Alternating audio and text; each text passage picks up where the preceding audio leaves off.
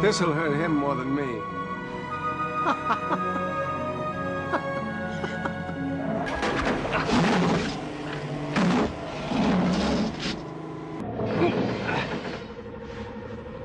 More power. Full throttle.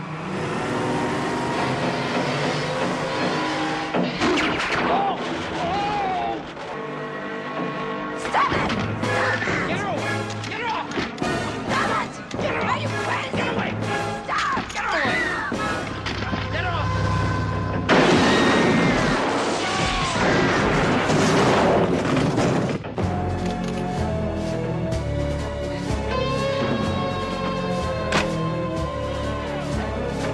Stacy, jump!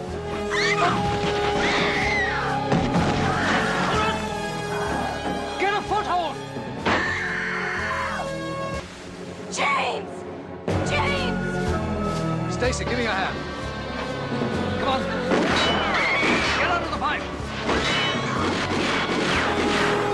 Look out, James, there's also some swearing. Podcast contains swearing. Okay, stay there. Right, we're recording now. Shall I just go ahead and do the intro? Yeah, do your standard welcome. Sup. This is a standard welcome for Breaking Glass, the Bowie catalogue. Episode... Stop. What? Stop. What are you doing now? Why are you trying something new? Stick with what works. What you do is you go...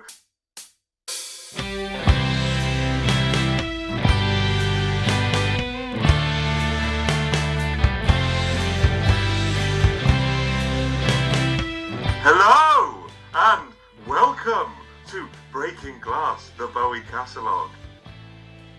That's how you do it. Couldn't do it better myself. Episode 12, I think. 12. Where we were discussing, quote, heroes, unquote, to give it I its never full... really got that. Why? Well, I think was he just being obtuse? Yes. Heroes. It's ironic. Heroes. Ugh. Yeah, at least it's not a visual pun. Oh, thank God. No, it's just a shitload of irony, which then people listening to the title track completely miss these days. We'll come to that. Yeah, probably around track 3. Yeah. Likely so. So you were watching Just a Gigolo then? I was watching Just a Gigolo. While the iron is hot, tell us. Right, well, last night, as one of my favourite catchlines here, we'll come to this, but last night it was when The Last 5 Years was shown on BBC Two. Straight after that, The Man Who Fell to Earth was on. Barbara took herself to bed, and I decided, I've seen Man Who Fell to Earth before, so I'm going to catch up on a bit of other Bowie films, so I decided to track down on YouTube Just a Gigolo by David Hemmings. A film widely regarded as piss poor, I think would be the best way to describe it. And a film even Bowie himself described as all 32 of Elvis movies in one film. Wow. But what I did actually do, whilst I was watching on my computer, because I was editing and watching that at the same time, but I still had Man Who Fell to Earth on mute in the background. So Right. I was going a little bit Newton Jerome in the background, because I'm just going mental with all these screens at my face. Out of everything I'm watching, including the... Did you show Barbara your true face so she pissed herself? No, that happens every time I fart in her face. Astonishing. So I include my own pissy little video project I'm working on, watching. The other two things were better than Just a Gigolo. Man Who Fell to Earth with the sound off was an infinitely better film. Because at least I knew what they were saying at certain times. It's that bad. It's such a poorly conceived kind of knockabout comedy about returning. Bowie plays this rich Prussian young fellow lad who goes to war to be a hero. Quickly gets blown up right at the end of the war. He literally gets to the front line as the war ends, gets blown up, They all think he's dead, and there's a really funny scene where he wakes up in a French hospital and they think he's a Frenchman, but he actually goes, I'm actually German. Ooh.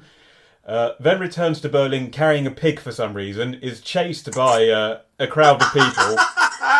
It's not even I absolutely love it in any film, like, summary, when anybody has license to use the words, for some reason. It's never quite explained why he brings the gift of a pig home. But there's a scene where famous pig sequence. A revolutionary mob chase him down the scene while Bowie in that kind of Anthony Newley style go, get your own pig. That is literally one of the lines. He says that. That's brilliant. But it's like the whole look of it is very dark and depressing. It looks like the Tin Drum, but with jokes. And then there's just lots of scene. Bowie is so miscast in it. And there's a great bit where he to earn some money, he goes around the streets with a billboard on him for a beer company. But the billboard itself is a massive beer bottle. So there's a really funny scene where they're trying to get Bowie inside this beer bottle. And he's making noises like, oh, as he falls over. It's, it's just knockabout. And at the end, it starts to turn into some kind of drama where the comedy stops. And it gets slightly interesting. And then it ends. I won't lie to you, it sounds great. It's really boring. In the grand tradition of you and I watching terrible films, in many ways, I'm annoyed that you flew solo on this mission. Don't worry, there's other... The thing is, what we can say for Bowie is, dear God in heaven, we love his music, but he, for the most part, had a really poor track record of films and film roles. Yes. Man Who Fell to Earth and Prestige notwithstanding. And with the greatest of respect to the man and his legacy and his work, he's barely in Prestige. He's in a handful of scenes. And even Twin Peaks, he's in that for 30 seconds. And for Hunger... I mean, he was good. He was good in Zoolander. Yeah, good in Zoolander. The Hunger he's good in. That's probably been... Merry Christmas to Mr. Lawrence. I always forget about that. I've always wanted to see him do his Elephant Man. Yeah, there must be some footage to track down on that, which we will look into. To be fair, I've never invested the time or the energy. No, you literally just... Logically, it would exist. Yeah, you'd hope so. But certainly everything I've read said that he was superb in it. Yeah, it sounds like his finest work. He was very good in Alan Clark's Ball, which we mentioned many podcasts ago. He was very good in that. It's probably the best thing he did. But... Yes, Just a Gigolo, no. Mr. Rice's Secret, That was what? not... Oh, yeah, that was made about 2000, where he plays Mr. Rice's Secret? Mr. Rice's Secret. Right. Yeah. What's the secret? He's very old. It's not much of a secret, is it? He pretty much tells the lad in the film in the first 5 minutes. Have a look at him. That's an old bloke. I would like you to know, I'm a very old man. Very old indeed. I bet it doesn't even have a hilarious pig sequence. No, where he gets chased around Berlin clutching a pig while making noises. Oh, your own pig. They're after me, Pig Johnson. Always a Johnson. Always a Johnson. So tell me about 5 years, because I watched it this morning, so that the memory is fresh, and I thought it was fantastic. Well, just before we get on to that, la la la la la la la, Bowie news. As we sit here and record on this day, it is, should have been his 70th birthday on January 8th. It's a full year, nearly, since we lost him. So, of course, there's been lots of tributes paid on, specifically in the UK on the BBC, including last night, the screening of the last 5 years documentary on BBC Two, which, as you say, we both watched. To be fair, I don't really know anybody that didn't watch it seems. I certainly had to record. Yeah. Done well with this. Yeah, I certainly had to record the first episode of Taboo with Tom Hardy because I wanted to watch this first. Which, to me, Yes. strikes me as a scheduling mishap on their part, because I'd have thought a lot of people would be interested in watching that Taboo drama would also watch Bowie documentary. Yeah, you say that, but I think surely don't the vast majority of people now watch telly in the same way that I watched it? Like, I knew I wasn't watching it yesterday. I didn't bother recording it because I knew I'd just be watching it on iPlayer. True. As indeed I will be with Taboo. I have it recorded, yes. Yeah, I'm just trying to remember some exact... I should have made notes while I was watching it. Anything that stood out in the documentary for you? Yes. Any particular moments? Absolutely yes.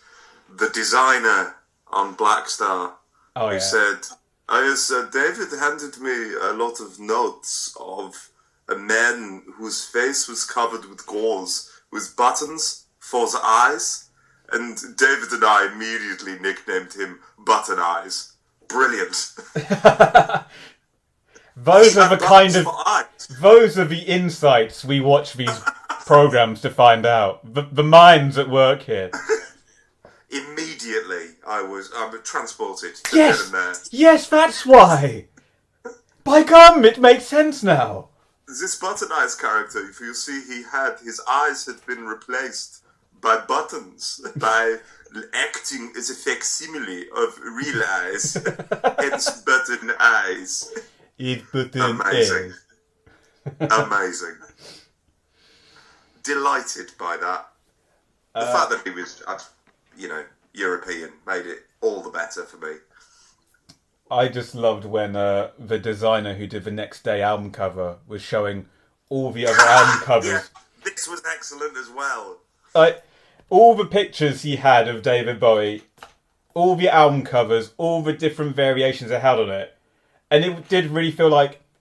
So you went with the shittest one then? No, I disagree. No. I was fully on board with the picture he showed of Bowie old school and just turned it upside down. That would have been good. The best thing about that was the picture of Bowie doing what appeared to be an Elvis impression on stage. And he said, I had no idea what to do with it. Now, you, knowing what the Next Day cover looks like, I'm probably thinking, well, you could just cover it up. Put a big white square on it. I didn't know what to do with it. I didn't know what to do. And then David came to me and said, why don't you just turn it upside down? And I thought, brilliant! Yes! That's why you're David Bowie and I'm the... I'm just some schmuck. I'm the highly paid, highly respected ad man who is a world-renowned graphic designer. Of course, upside down. Of course, a white square. Pop it upside down, cover it up with a square. That's why we watch these documentaries. For insights like that. Powerful insights. Actually, now the way you've been describing it, I feel like I've wasted an hour and a half of my life. No.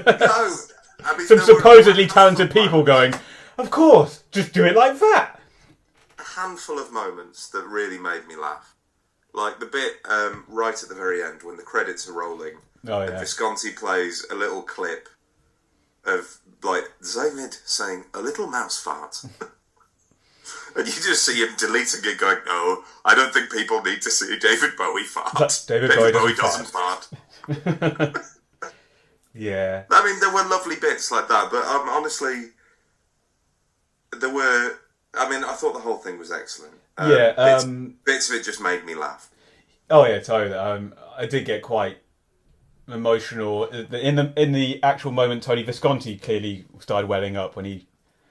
After playing some of the lyrics and clearly remembering times of David... When seeing Tony Visconti kind of have to turn away from camera for a moment, maybe go... Yeah, when he said that this was a man at the top of his game, wasn't it? The height of his powers. Yeah.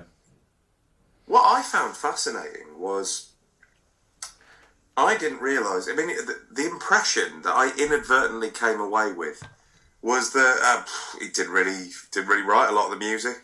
He's got his name on it. But he went to, like, that Maria Scheiberg or whatever her name was. Yeah. And she just came to him with all of this sheet music. And he went, yeah, it's really good, yeah. Done. Hit record, move on. Yeah, when she said, he sent me a message asking if I would like to collaborate with him on an album. And I said, oh, I don't have the time. I'm working on my own stuff. How much do you think she now regrets that decision?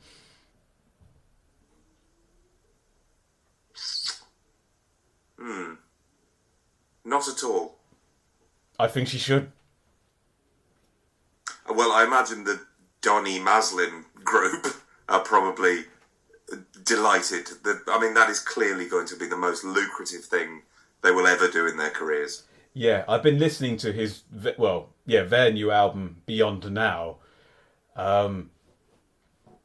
It's not even a challenging listen. It's more free-forming saxophone jazz than the work on Black Star is. But there's also a lot of just synthy stuff in the background that sounds horribly dated. So it's it was strange. I've been listening to it a few times, so it's grown on me slightly. But yeah, initially I was like, it sounds a little bit more cheesy than I was expecting. Speaking of cheesy, you know this whole sequence where they're rehearsing Lazarus? And you've got the sight of him. Oh, going off in the rocket with the... Yeah, that looks terribly shit. Yes. But the rehearsals where you've got the pretty little thing with the blonde hair on the bed going, let's build a rocket! And sticking her arms up to the sky. I was lying on my bed watching this thinking, I go, oh God, no. Oh God, no. Because as you know, all I know is the album, which I've listened to and thought was great. Haven't seen the play itself. Doesn't look great. It's just not. Doesn't look great. I was hoping that you were just being a bit negative about it, like your expectations had been too high. No, I think you might be right. Yeah. In fact, watching those bits again, it brought it all back, and in fact made me dislike it even more. It's like, oh God, I really didn't enjoy Lazarus. Oh. That's a nice story as well, though, when he's talking to Michael C. Hall afterwards, and after they've done the "Darling, you were marvellous" bits, turning to him and going, well, I think it went rather well, don't you? Yes, David Bowie, it did go well. Everyone just seemed to have stories of him coming out with really pleasant one-liners to them. And it was lovely to see Carlos Alomar on there as well. Yeah, Alomar. It was indeed lovely. I was amazed that, with the exception of Gaylan Dorsey, just how old and lame a lot of his band look. Even then, when he was collaborating with them. Like, Earl Slick looks like he's been made out of plastic. Yeah. And then left on the parcel shelf in a car on a hot day. That was quite a nice little moment when they showed Reality Tour and they found a tin machine in a bargain bin tape deck. Yeah.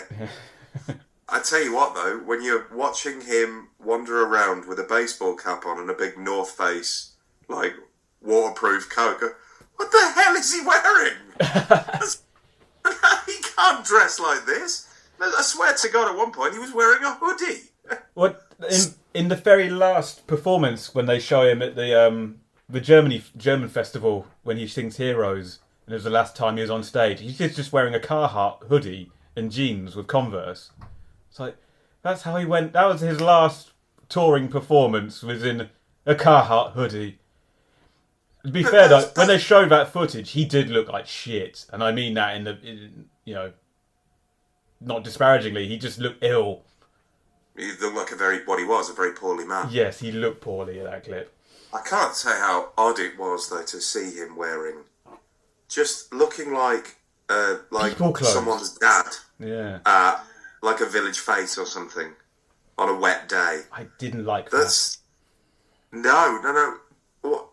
I mean, as Visconti said, though, he couldn't keep dyeing his hair orange and wearing platforms for the rest of his life. It looked ridiculous. Right, yeah. And speaking of Lazarus, very soon after the documentary aired last night, I'm sure this was done at midnight, as it would have been his birthday, but basically with no fanfare at all, a video for No Plan from Lazarus Show appeared, and you can now buy the Lazarus EP, which is the 4 songs he wrote and recorded for Lazarus, but his versions. Because ever since Lazarus came out, say like on Spotify and iTunes, you can listen to the album, but the songs with him performing them himself have been all blanked out, and you can't listen to them.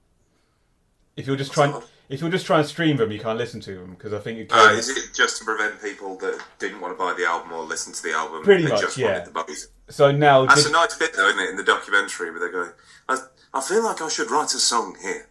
David, Okay. you wrote all of these songs, but we're not going to turn our nose up at an original composition. Leave it with me. I've got my notebook and my box of lyrics. I said, you fucking egomaniac, how dare you try and ruin this with more songs?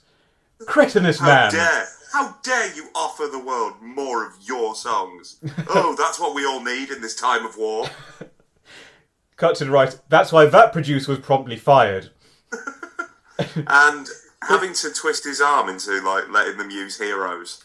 Yeah, I've heard that story a few times now, they were saying about I'm not sure, I just don't see it. Basically, he even recognising himself, it's a bit done to death though, isn't it? As an anthem. Yes, but let's be fair, you could say that about a lot of his songs. Yep, and we have. Yes, quite. So yeah, if you now wish, you can now download the Lazarus EP, which has Lazarus on it, of course, No Plan, Killing Time, and When I Met You.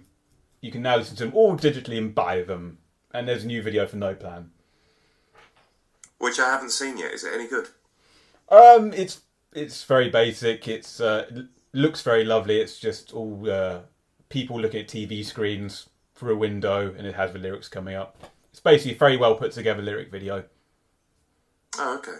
With a nice... So it's not, as I might have expected, him in a white room. No. Because, I mean, seemingly there's about 4 videos now that I'm aware of that he just did that. Because I didn't realise that the video said, "Love you till Tuesday." Oh, yeah. Was that whole... knocking about in a white room again. Yeah, that whole enterprise to highlight his talent at that time was all shot in a white room. The video doesn't add anything to the song. No. Equally, it doesn't take anything away because there is very little there to begin with. What I will say, though, for all the piss we took out of it, when that started playing in the documentary, I started singing along. I knew the words. I was in... Well, because you knew both of the words. I would go so far as to say Barbara was enchanted by my singing to it. It's hard to imagine how a young lady could not be transfixed by that. Janet removed herself from the room. Good. She was right to do so. She decided she wanted no truck with the last 5 years. And, that worked out for both of us. I'm glad everyone was happy. Everybody was happy, yeah. I mean, she presented me with a platter of chicken dippers. You know, who doesn't want that? Oh, I'd love that right now. I'll probably... I mean, to be absolutely honest with you, I'll probably watch it again. I probably will as well, so I'm sure... more than likely, we'll probably come back to it, mentioning it sporadically over the next couple of episodes, I imagine. I don't think I can give it any higher praise. I thought it was incredibly well done. It was really touching. And there was a lot of stuff in there that I'd never seen before. Yeah, no, it's great footage from Reality Tour, and that performance of him doing 5 years on the Dinah Shore show, which I'd never seen before, and he looked fantastic on that. Yes, he did. He did. When he was at his most beautiful. He was terribly beautiful. It was. Now, the other thing was that footage of him with Damien Hirst. Oh, yeah. I must say, I'm finding this terribly intrusive. Fuck off. Yeah, I bet, yeah. Then stared the camera out before giving them a charming smile, which I believe to be disingenuous. Yeah, I got the sense that he was really venting with that. It's like, I'm joking, but I really fucking mean it. Yeah. I'm joking, I'm being funny, but seriously, do fuck off. Do we need 2 cameras? Oh, just before I forget, other random side thing. I was out shopping today on Oxford Street. Ugh. But going back to two subjects we spoke about before. One is a random song you've heard in a shop before. Not Bowie, though, but I went into Warehouse, which, for listeners who aren't aware, is a kind of high street clothing shop for women, low prices. You can basically get a top in there for £8. Walked in there, they're playing Sea Land by Neu. Cassetto. But I walked in, literally went, why the hell is Warehouse playing Neu? And well done, this shop. I'm going to do all my purchasing here of women's tops. Did you go and shake the hands of the manager and do your young Mr. Grace bit? You've all done very well. But yeah, I'd say that wins the award currently for most unusual song in a high street shop. Easily. Yeah. You do not hear Neu. No. It's not even like I went in a weird, snooty shop where it's like, we only sell 2 kinds of t-shirts in here, and they both have cats shitting on them. It's like hearing Can in a Greggs. Yeah. It was so... These are the good Greggs. Yeah, it was just so unexpected. I was just... I made us stay in there longer than Barbara wanted to be in there, because I was like, no, I'm enjoying this. How often do you get to hear Neu in the high street? Fucking never. Never is the answer. Oh, tremendous. Yeah, so a little bit of good news there all round for everyone. I suppose I should ask, Mike, simply because I haven't really spoken to you. How indeed was Christmas and New Year? Very lovely and chilled, thank you. And yours? How was your 1,000-song playlist? Did it go down well? We didn't even begin to touch the sides. Lot of skipping? Lots of skipping. Lots of my dad saying, what the bloody hell is this shit? Put the ones I know on. So I heard Phil Spector's album a lot. Phil Spector's album, followed by Step Into Christmas. And Fairy Tales of New York. Unfortunately, my mum does enjoy a bit of Maddie Pryor and her carols and capers. So heard the song Dancing Day and The Boar's Head a lot. The Boar's Head, as I understand, something in Northern. Yeah. I think I'll be speaking on behalf of, I think, most people when I go, what the hell is that? What, the thing, or just Maddie Pryor in general? Maddie Pryor in general. I don't mean your approximation of a flugelhorn or whatever it is. Maddie Pryor has done a series of Christmas albums where she's gone old school, Privy Sire, let's perform these as they would in the court of King Henry VIII. Oh, Christ. So it's Renaissance music and singing with... Yeah, my brother wishes to slit his wrists every time it gets played. That sounds fucking horrible. my mum loves it. One of my biggest bugbears is, for example, when you're wandering around a museum and you'll see some bellend dressed up saying, I'm the blacksmith, let me show you how we make me... Fuck off, mate. You're an estate agent. I've just walked through a door, I don't feel like I've been transported. Fuck off. Yeah, you get that like the Jane Austen Museum or something. So, can't bear it. Oh, welcome, kind sirs, and welcome to the house of Jane... I'm just doing my embroidery. Fuck off. Fuck off, love. Get out of that chair, I need to sit down. Fuck off. Where is the informative poster that I can read? Oh. If I want to engage in people pretending something they aren't, I'll go meet a crack addict in Soho. Or watch a play. Or dinner theatre. Something like that. Yeah, something where, I don't know, at least the people there are professional actors, not just hobbyists. Piss off and show me the plaque. Oh, I can't bear it. I don't need it.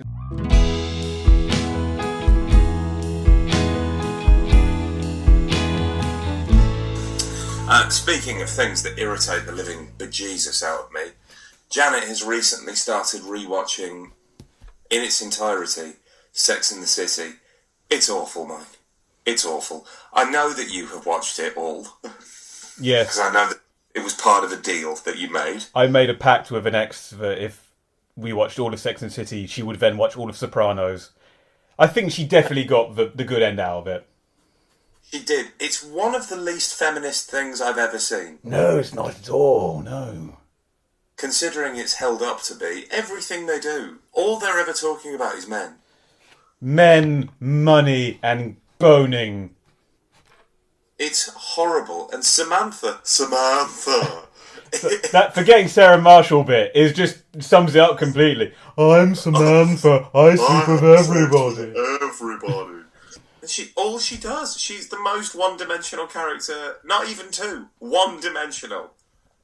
Yeah. Everything she says, it's like watching a fucking Carry On film. It's awful. I mean, I won't lie. That having watched all of them, there were certain episodes that made me laugh. I remember the first episode of season 3 really made me laugh quite a lot.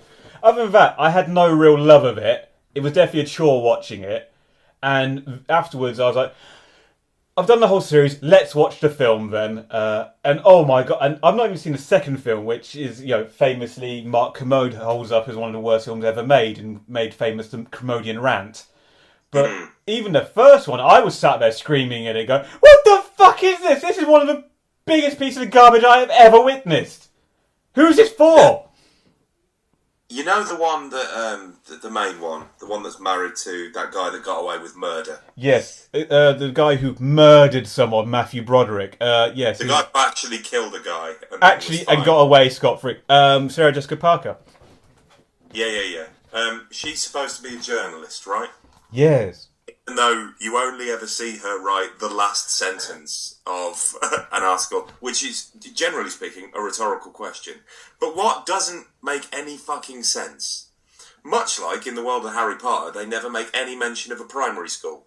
So all of these people from magical families are just, hanging around until they're 12. Anyway, Sex and the City, she is carrying on, from what I can gather, at the moment, with 2 fellas. One of whom never leaves his car, apart from to have sex with people. Mm-hmm. Other than that, he just is driven round all their drinks. Which, I've got to be honest, seems fine to me, but that's all he does. Meanwhile, there's a fella who needs a haircut who's got a dog. She's shagging them both, and writing about it. About, sometimes you can't get what you want, blah, blah, blah. Did nobody ever read her columns? Well, just Mr. Big strike a man who reads women's stuff. It's in a newspaper. It's not hard to track down. And Aidan, if I remember his name right, the carpenter, he doesn't strike me as a man who reads papers at all. What are you saying about carpentry? Are you maligning? No, I'm saying he's a hunk of a man who's a carpenter. He ain't got time to read your drive-ass newspapers. He's got a shelving unit to make. And he's got to read the script for the next Big Fat Greek film. Yes, clearly very busy is the actor whose name escapes me. I want to say John something. No, that is his name. Oh, John. Starring John something as Aidan the Carpenter. The Carpenter. It's horrible. A horrible programme. The only one that's even passingly real is the lawyer one, Miranda. Yeah. I was about to call her Marnie Nixon, but that's not Cynthia Nixon. Thingy. This is bang up to the minute material and totally about Bowie. So released in 1977. Seamless. It's what the people want, Mike. It's what the people want. Right. Tying Heroes is the album released in October 1977.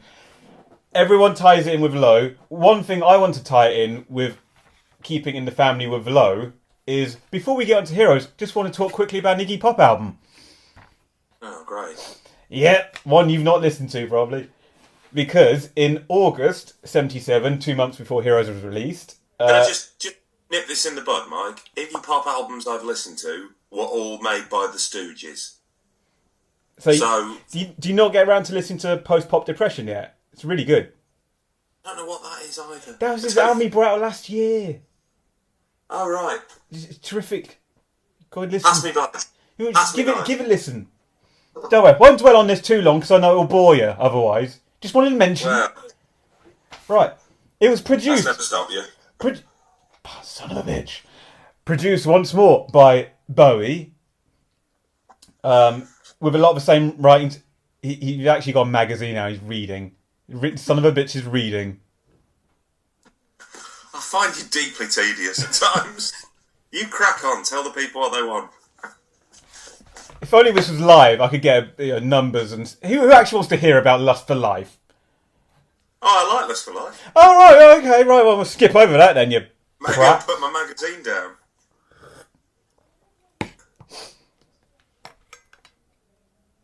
You want to tell the people? It was released in August '77, 5 months after they made The Idiot.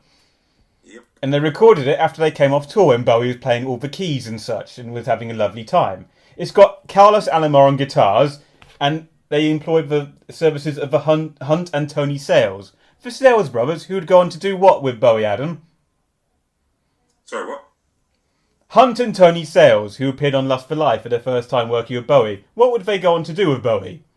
Ah, Tin Machine. There you go. Well done. Welcome back. You nearly there? No. It's recorded and written in 8 days. Bowie came up with a riff for Lust for Life, just so you know. And you can clearly hear him on the background, in the backing vocals for Lust for Life. And he plays pianos and keys throughout the album. It also features the song The Passenger. Famous one. Yeah, I know that one. And also the original versions of Tonight and Neighbourhood Fret, which Bowie would then cover on Tonight. And an infinitely better version of Tonight is the one that Iggy Pop did. I'm sure it is. And last thing to say about it is it was actually much more of a rock album as opposed to Bowie experimenting with synths and putting Iggy Pop's vocals to it. So it sounded more like an Iggy Pop album. Including Iggy Pop's improvisational style, which was to basically go in the booth and just go, I'll just wing it when I'm in there. Which Bowie then would go on to use a bit of that for Heroes when he went in the booth. I'm in a spooky cave with bats. Exactly. And there you go, Adam. There, I've just summed it up for you. Lust for Life. Just wanted to comment on it because some of the elements of it would go on to include work on Heroes. So just wanted to make mention of it. And now we can move on. Janet's just entered the room. Hello. She says hello. Hello. The oven's baked. What do you want me to do? Just check the chicken. I looked at it. Does that constitute chicken? Yeah, it does, yeah. Does it need any water adding, or...? Yeah. Probably do that, then. Walk just the bottom of it. Yeah. See you later. She's just maintaining the chicken. Apologies. And what's Martin having for dinner? Oh, that guy can fuck himself as well, so doesn't matter. So things that can go fuck themselves. Martin the Hamster, Sex and the City, twats in hats in museums, ruining it for everybody. I'm not in a very sunshiny mood, Mike. Oh. Privy, young sire, I swam about the seven seas for many a year. Fuck off! I'm just trying to look at this boat. Fuck off. It's not 1870. You're fooling no one. You're wearing Adidas, for God's sake. Shitty pirate. No. You've done your Iggy Pop lecture, which, increasingly we all look forward to, so... Well, look forward to next time when I do blah, blah, blah. Well, that's all you've been doing for the last 2 podcasts. What's so frustrating then is, as I said it, I was like, think of something quicker, think of something quicker. Ah! He got in there! Cock it! Right then, Heroes. Everyone knows Heroes. You've all listened to it, I'm sure, if you're listening to this, both of you. So let's not... No, that's not fair. There's 4 people that listen to this now. You are all welcome, bless you for listening. You know it's a hugely successful podcast enterprise, Mike, when you know all 4 of their names. You know who you are. Hello. Hello. Lovely to have you back with us. Assuming that you've made it through the Sex and the City stuff. Jack. Gordon. Anyway,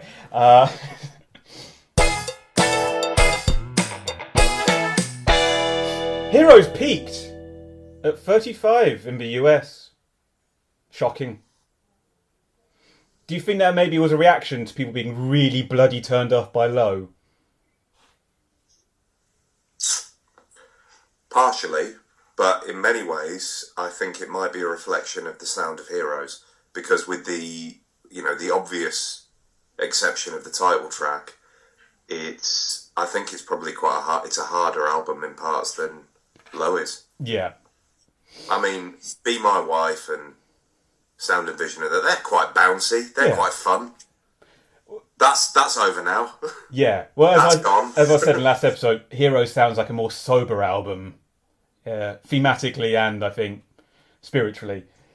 This is in no way meant to detract Low, but I prefer Heroes. I think for me it's a real balancing act, as I'm always with these things. Depending on what day of the week it is, it could be Heroes or it could be Low. Yeah. But I mean, if somebody put a gun to my head in a sort of Desert Island Discs scenario... Wow, Kirsty Young's really going to lengths now to get that info out of you. Which one would it be? She sounds not dissimilar to Paul Buchanan, but there's more of an edge. More of a gun-toting craze look in the eye. Yeah, I mean, Paul would never dream of making you choose. He'd give you the whole back catalogue.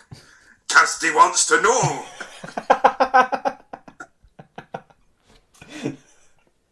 I've been listening to the Berlin Triptych. Fucking answers now.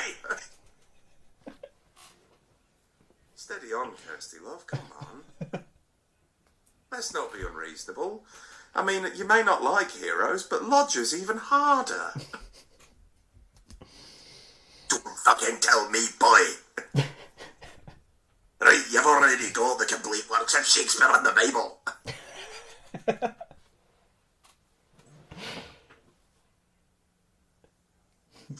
No, I'm done. Okay. Oh dear. Hey.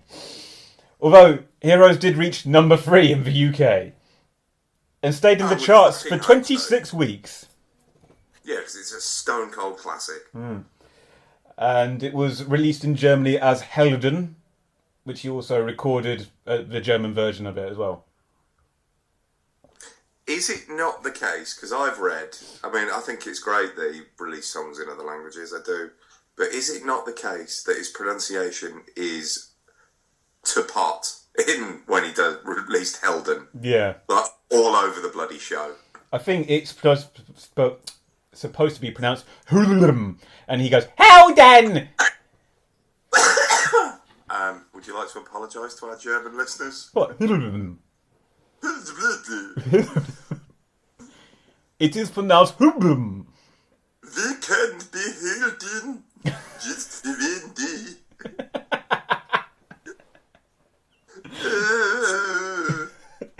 Every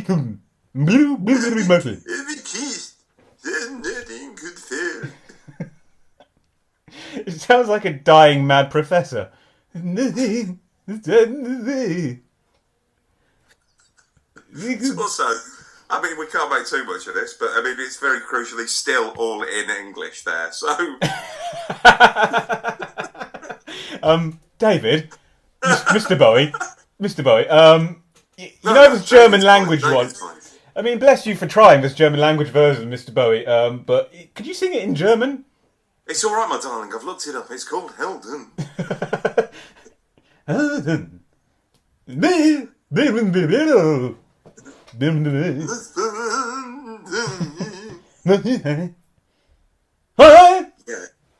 Yeah, that's not German, David. I think you'll find, my love. I lived there for many years. I did a film in Berlin where I carried a pig, and I implored people not to chase me with said pig. Iggy Pop and I were regularly complimented on our German. God, you know, Helden! I said Helden! 2 burgers, please. 2 cheeseburgers and some fries. Let's go down to Potsdamer Plaza.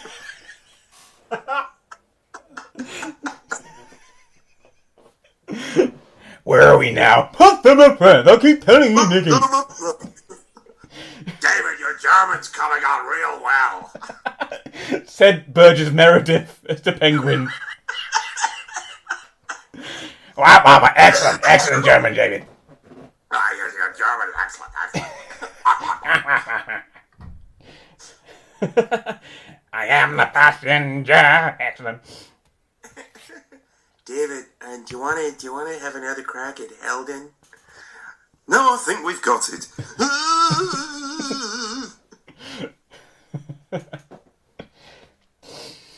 Oh, the title, some say, is a nod again to Neu, who had the track Hero on Neu 75. Do you think that's a nod or just a happy coincidence? Happy coincidence. Me too. I just thought I'd write it down anyway. It was recorded in Hansa Studios, so making. I've got a quick question, Mike.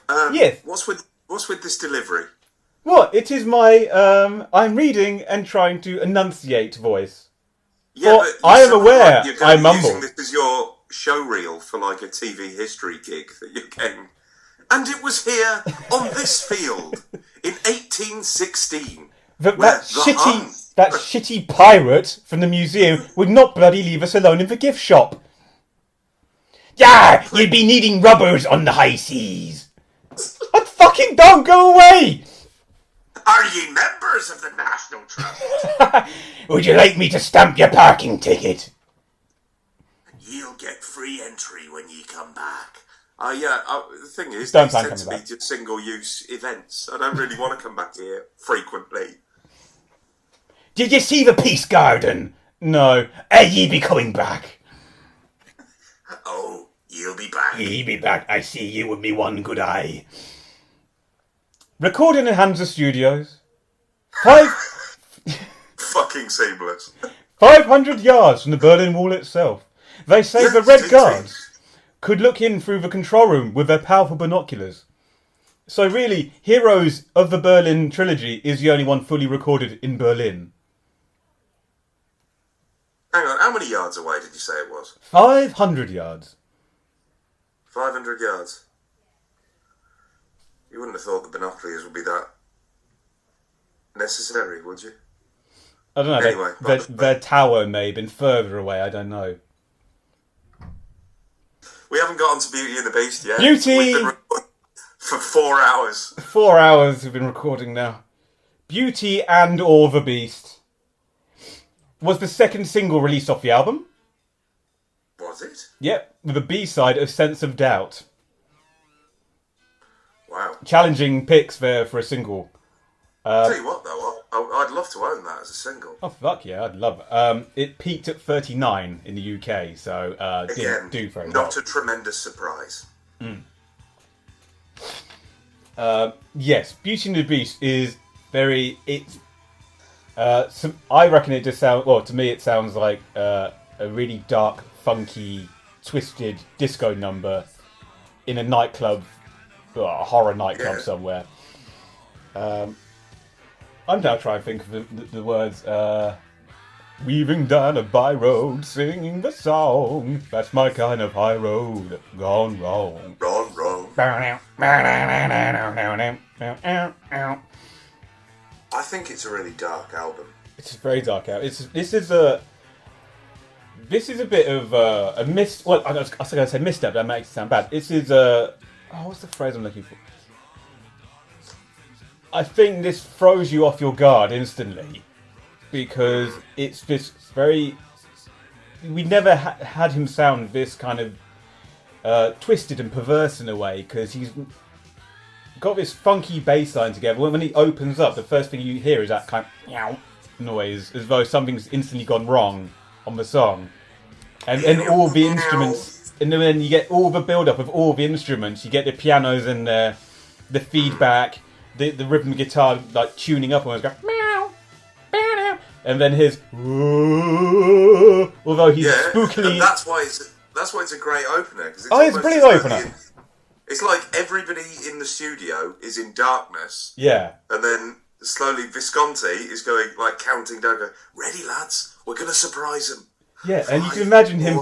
Then all the power goes on, and weaving down a by roads. And yeah, you can imagine this ridiculously over the top gothic churchyard and smoke everywhere, and then lights turn on, and then you just got him dressed in black disco gear, just giving it a bit of a Ian Curtis on stage. Oh, it's fun. I'm gonna bearing in mind that we're in the 70s. Yeah. It obviously is going to be becoming a theme now. The way we're basically just going, love it, it's brilliant. But he had a good 70s. He did. He really did. It would be, you know, again, disingenuous to say otherwise. I think Beauty and the Beast is a great album opener.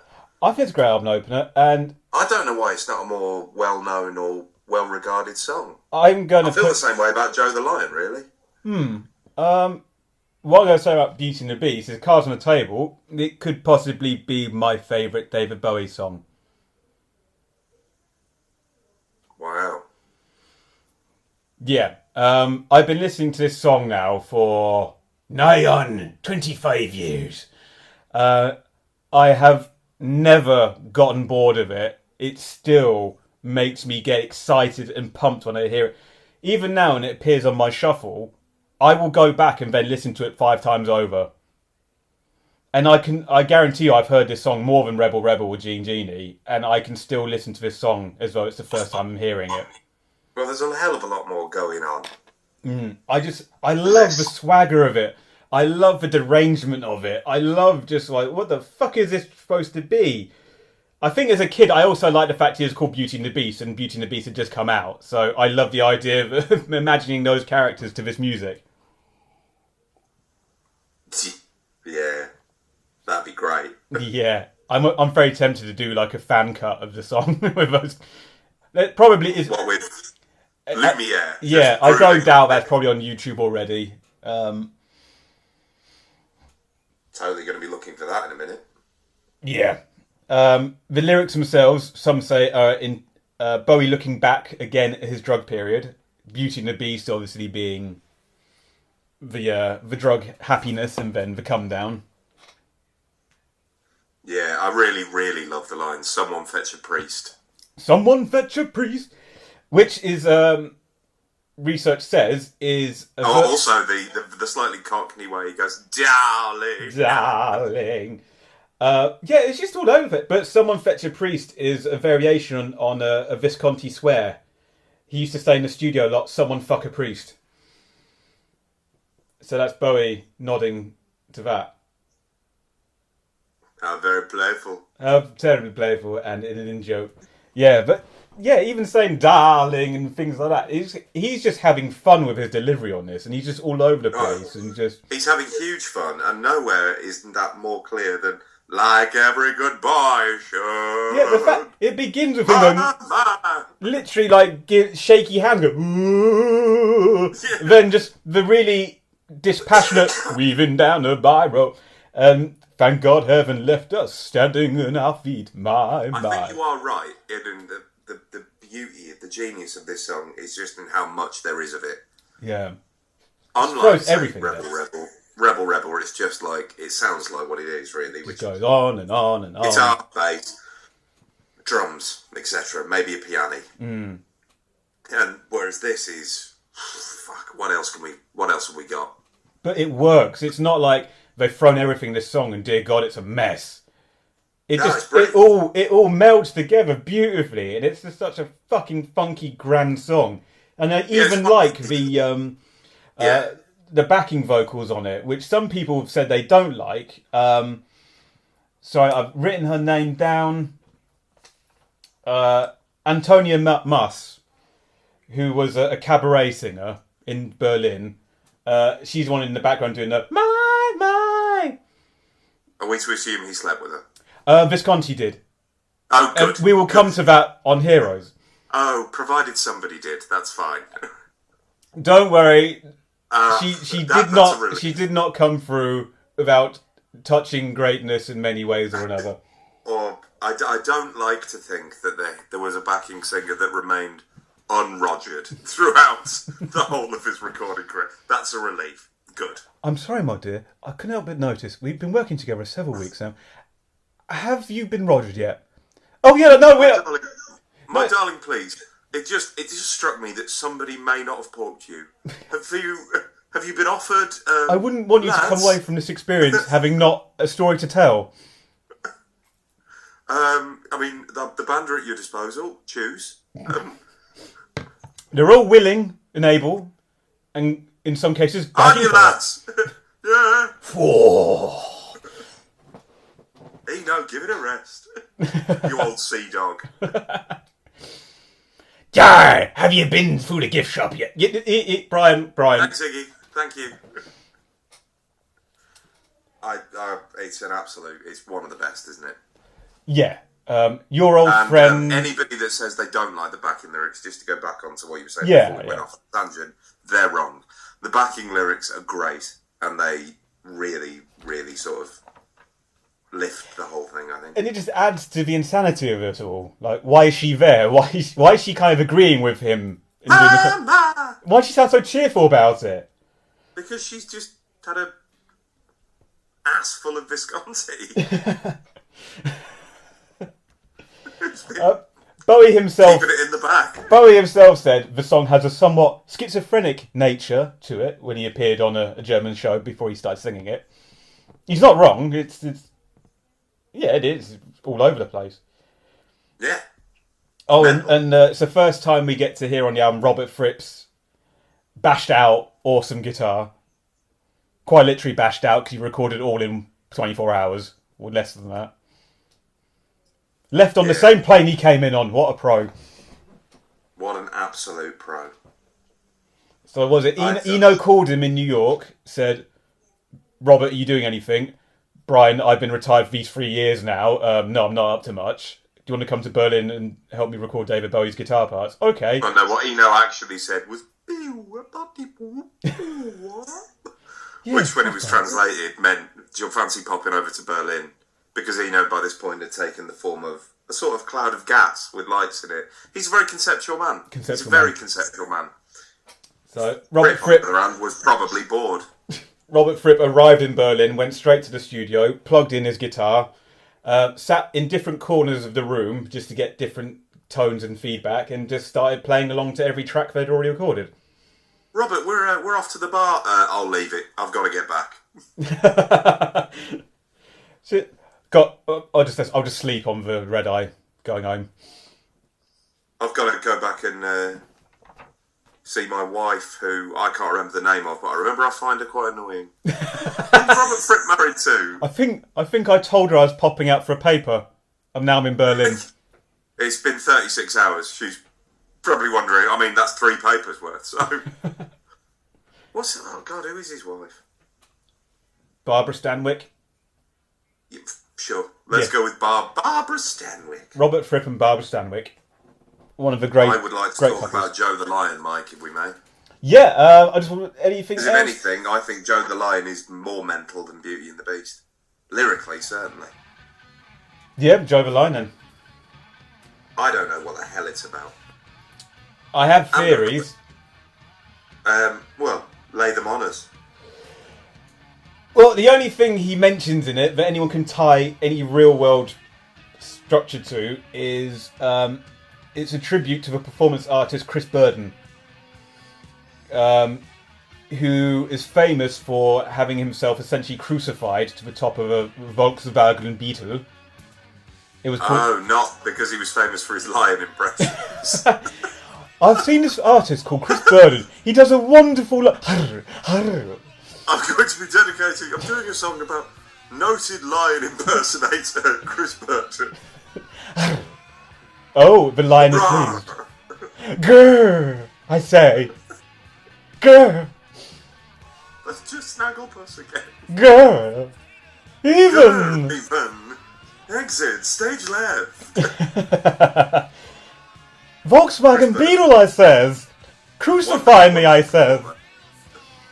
And he did something called White Light, White Heat, where he spent 22 days laying on a triangular platform in the corner of a gallery. But here's the kicker. No one could see him, and he couldn't see anyone else. So for all intents and purposes, no one knew what was happening, and he could just easily gone somewhere and not bothered. And he didn't see anyone, talk to anyone, or consume any food in that time, and he nearly died doing it. What's the fucking point? What's the point? Performance art, Adam. Performance art. At least when David Blaine did that shit, he went in a box for everyone, all in sundry, to see him. Yeah, I loved that. I was so proud of Britain at that point. Let's all go down to London and throw shit at David Blaine. Let's pelt the Burke in a box. Oi, David!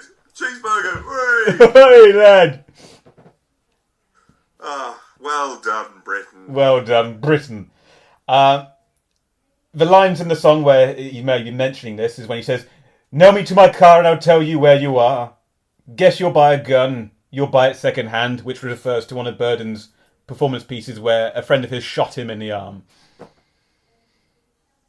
Oh, that was him? Yes, that's Chris Burden. I read about him at university then. I just didn't I'm put sure, the yeah. name As together. you did a performance art degree. And Yes, you I did that did. wonderful piece where you invited people to make a curry paste. You mad conceptual bastard, you. It's almost as though I was trying to fill the space, isn't it?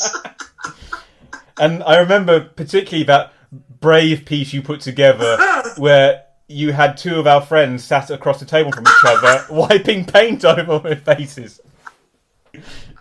Yeah, I remember the prick reveal that I did at the end, which was turning around, because it was just extraordinary how many people in the audience. For one, I had an audience. Why?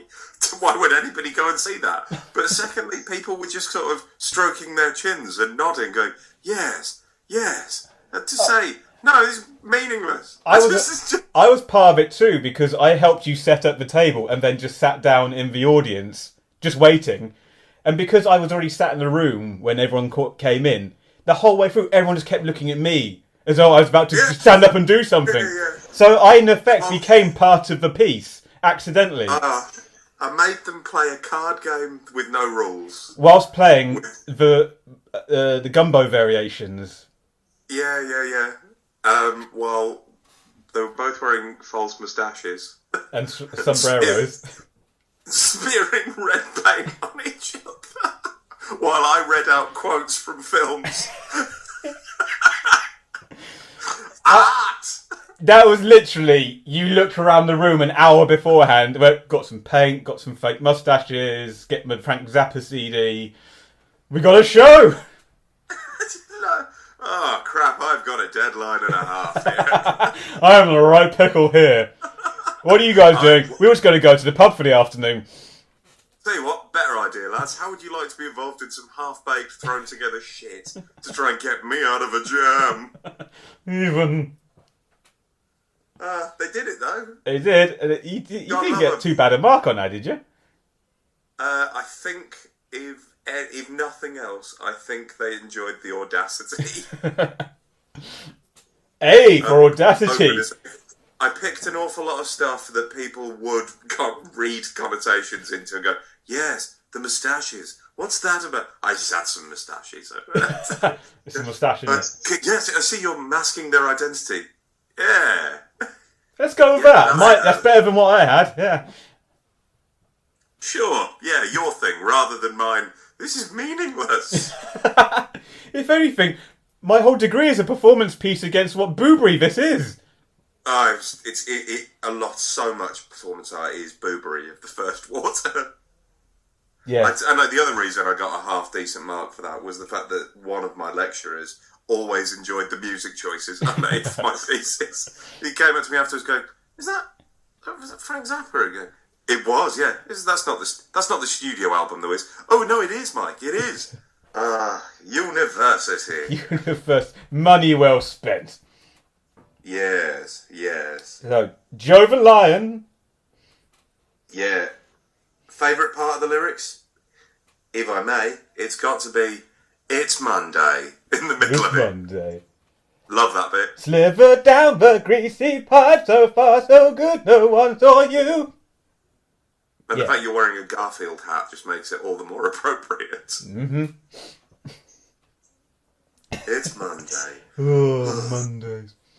Further down the greasy pipe, so far so good, no one saw you. Again, he's just all over the place with his vocal delivery. And just... You will be like your dreams tonight. He's almost going like full David Byrne, up and down, before David Byrne was even a thing. Yeah, no, I think that's fair. I think David Byrne probably really liked Heroes. Yeah. I have to I admit, have no evidence for that.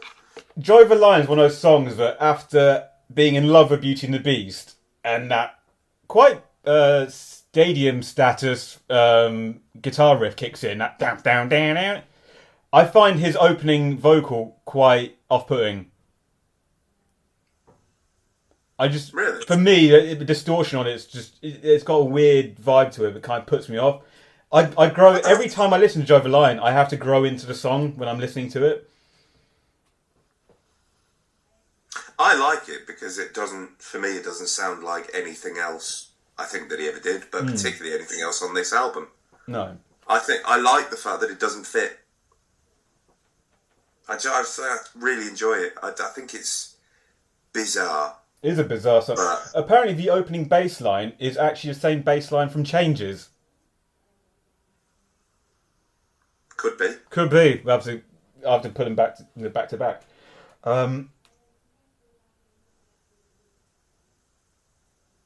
Yeah, so this one was recorded. They had actually, for Heroes, they would do jam sessions. Whereas on Low, they didn't. It was very much a tailored album. And what Visconti would do is, when the rhythm section were playing, he would just, during the jam session, mark down which riffs and elements he liked of their playing. And apparently Drove a Line's one where they took elements of the jam session and incorporated it into it and threw them all in there. And people have also commented that this is the closest thing to a jazz album that Bowie had did at this point. Right, up until he made a jazz album with Black Star. Because this was one where they did actually have more elements of freewheeling, and this was the first time they started incorporating new oblique strategies in. But it was that's what I was going to do. Buy some? I was in the shower the other day. Then, you know when you have an idea and then you completely and utterly forget about it? I do that every day, yeah. Yeah, but it was my intention to write my own oblique strategies than have you try and deliver the podcast. Well, it's more appropriate for Lodger, so let's try that next time. Alright, well, what I'm going to do before Lodger is I'm going to write some oblique strategies. I'm going to hold them up. And then, as you see them, I would like you to try and just work them into whatever it is you're saying. Oh, okay, I can dig it. I thought of about 3 or 4 and made myself snigger, so... I look forward and I'm terrified of this. We'll try that. We'll try Adam's oblique strategies. Nice. Anyway, yeah. What else? Oh yeah, Chris Burden himself said... You don't think there's anybody out listening to this that doesn't know what oblique strategies is, do you? I wouldn't say so, but if you don't, quickly, Adam.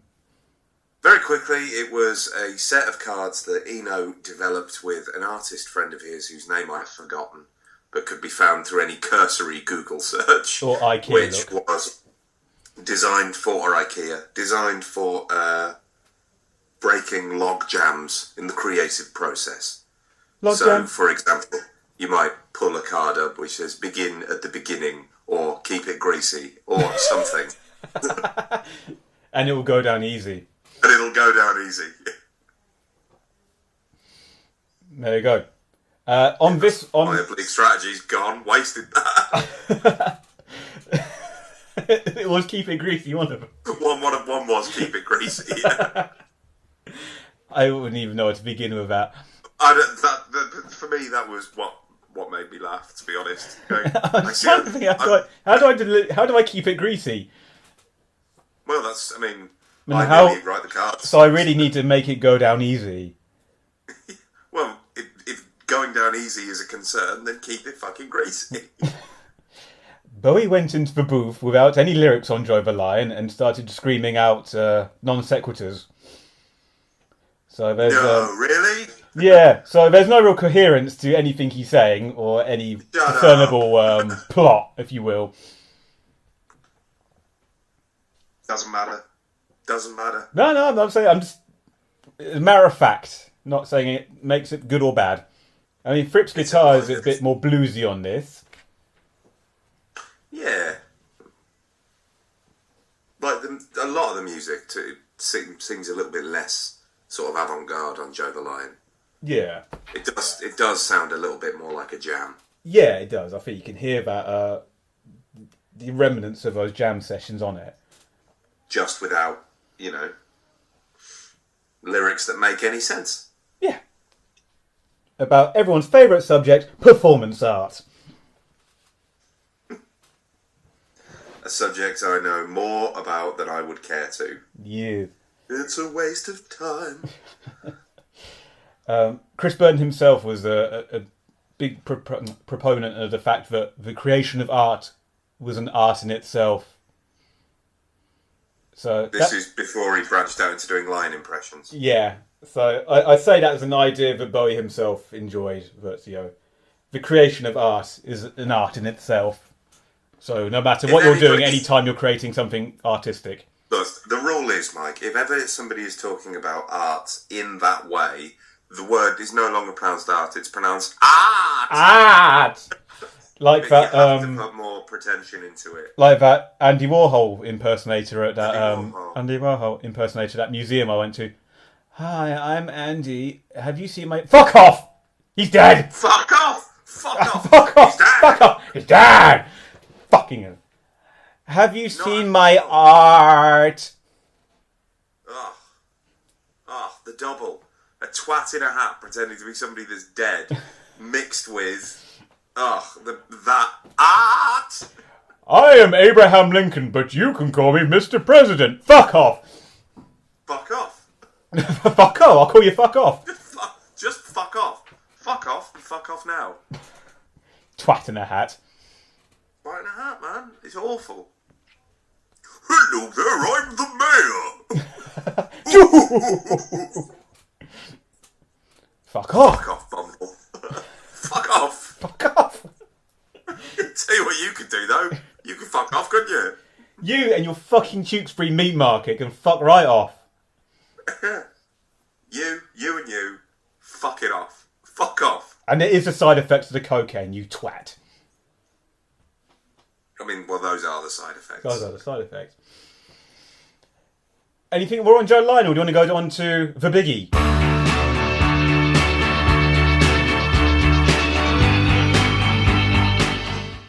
The biggie was recorded. I didn't know, so it's quite impressive. It was recorded between July and August in '77, and it released in September. So pretty quick turnaround from creation to being released. Because on the back of the record that I'm looking at here, it says obviously lyrics by Bowie, music by Bowie and Eno. Now, I know for a fact, because I read On Some Faraway Beach, which I know you've got as well, that Eno is no stranger to trying to get his name on things. But how much absolute dollar has he garnered from Heroes? More than any sort of I don't know. I think he probably made more money out of it than Neukoln, for example. Yeah. Heroes, every single time they wheel that out, Eno gets another golden hat. Yeah. I mean... Every time he hears it, he just swills his red wine and goes, I will be king. And not just for one day, darling. Not just for one day. I, Eno, who has many names, will be king for all time. Yes, Mr. Eno, if you could just sign it, I'll give you a driver's license. Yeah. I mean, do you think they knew at the time? I always wonder this. When you've got any one of these songs, not just Bowie, but any song, which is one of the great, big, defining pop songs, in the whole canon. Yeah. Genuinely a landmark moment in popular culture. People that have never heard of Bowie like this song. Yeah, but they've seen it on enough sports programs now. Yeah, and the Olympics. He won a medal! He can be an hero just for one day! Yeah. Yeah. Yes. I mean, I adore this song. Oh, yeah. I adore the bones off it, but I wish sportists would stop using it. Yes. I have no interest or respect for anything you take value in. None. You don't get to have him as well. You already conquer the television. You don't get to keep him. Well, I think this brings us nicely onto a comment we had. Well, we asked you for Facebook comments. Well, comments on the Facebook page, as I say.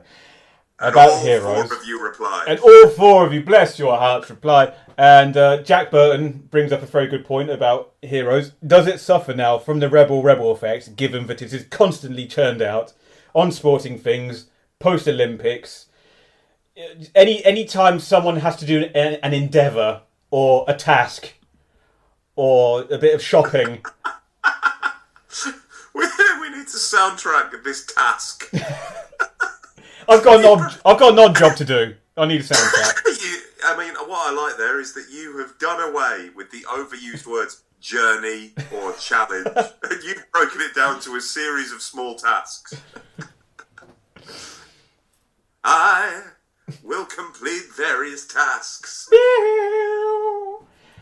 Yeah, does it...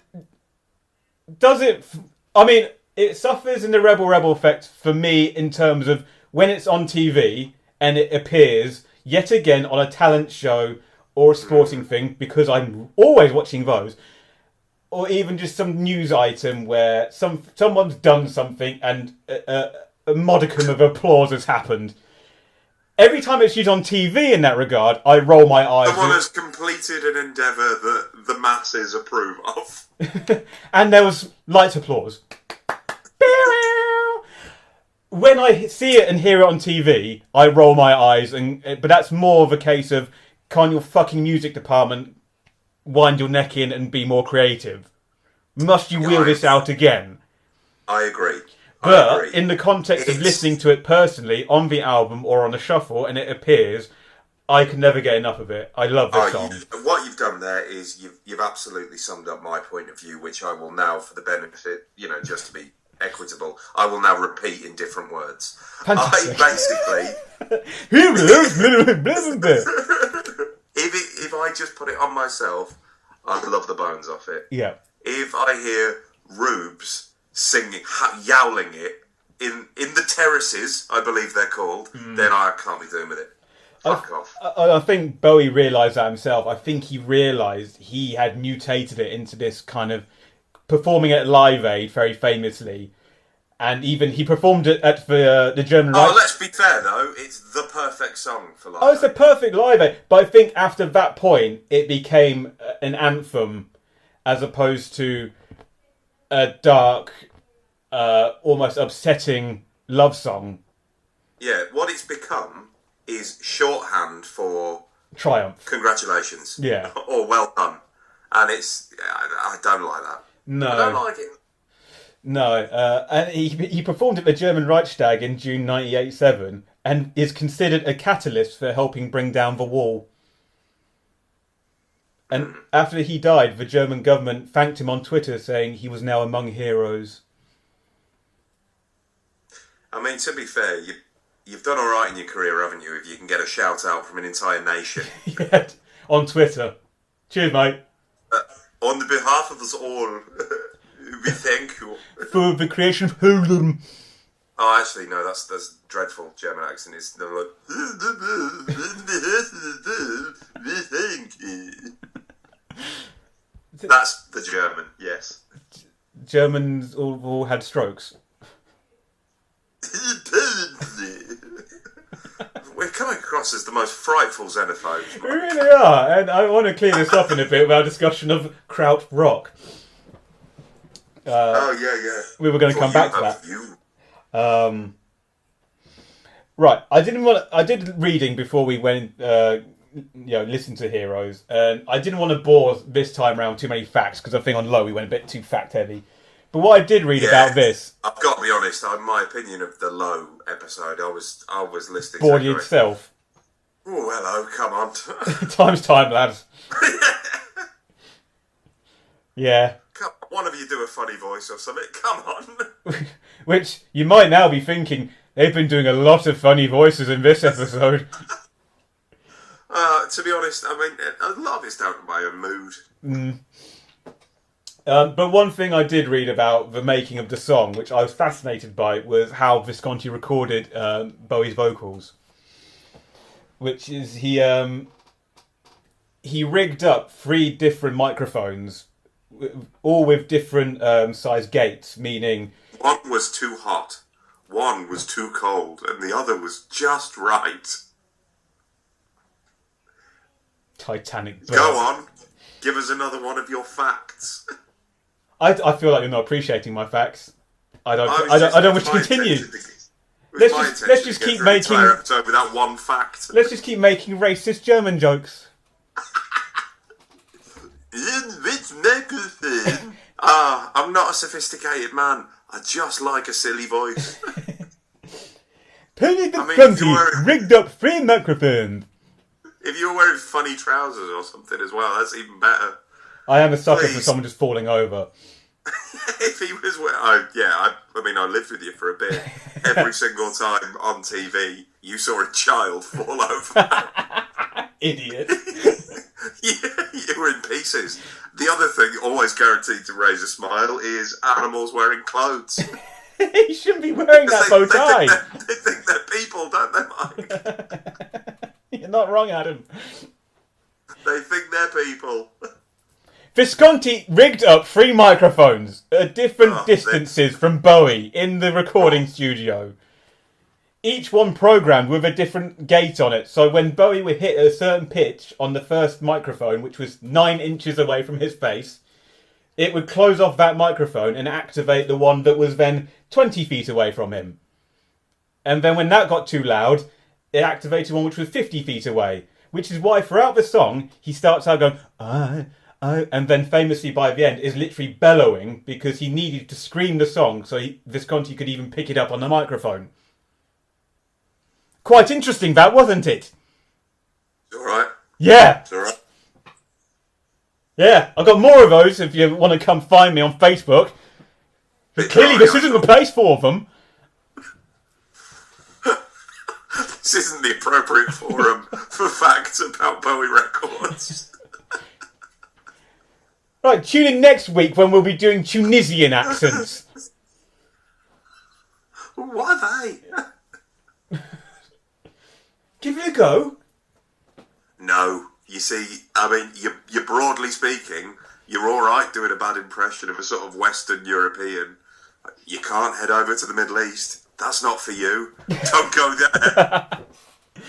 Oh, dangerous waters there. That's shaky ground, Mike. Don't do that. I'm not going to go into North Africa, which is where I believe Tunisia is. Don't do that. You got, yeah. Let's go ask that pirate. Right. Stick with doing like Iggy Pop as Burgess Meredith. Nobody can be offended by that. Except the estate of Burgess Meredith. Except the estate of Burgess Meredith and or cherished fans of Iggy Pop. Legend has it, the couple the song is based on, Bowie witnessed sharing a kiss by the wall. It was in fact Tony Visconti himself embracing with Antonio Mas, the backing singer. Good. Which is how we tied back into that. I'm glad somebody did. Yeah. So she got her money's worth. Don't worry, she's fine. The reason, David, don't worry about the backing singer. I took care of it. And they didn't reveal this at the time of the song was made because Visconti was actually happily married to Mary Hopkins at the time. But since then, they've divorced, so Visconti's happy to tell people about it, and Bowie himself did confirm the story in 2003. So he witnessed Visconti canoodling by the wall and based an entire song off it. And yet, he didn't get a credit, did he? No. So it should read lyrics by Bowie, music by Bowie, and original source material performed by Tony Visconti. Original saucy material. Beautiful. Visconti and Hoyden up against Berlin Wall. We will be Hoydens! Just for one. Eno says musically he thought it sounded so grand and heroic, he had the title Heroes in his head before Bowie even mentioned it. Because they recorded... I bet he did. I bet he did. So Eno wandering around with a cigarette, just pointing at bits in the arm, going, that was my idea. I thought of that. Heroes, yes, me. Because Heroes was completely recorded as a instrumental first, and Bowie came back to it later to do the lyrics on it. Oh, it was when it was released, it went to number 24 in the UK charts, and in the US, it failed to hit the top 100. Wow, people didn't get it at first, did they? No, we really didn't. But when like we were saying with Lowe, like, do you think he knew that he was making, what was going to be considered one of the most important albums of all time? Or was he just pleasing himself? Was he being contrary? Like, the same's true of Heroes. Do you think he, as I said before briefly, do you think he knew he had a world beater? Not, well, it's hard to say with anything. I don't know.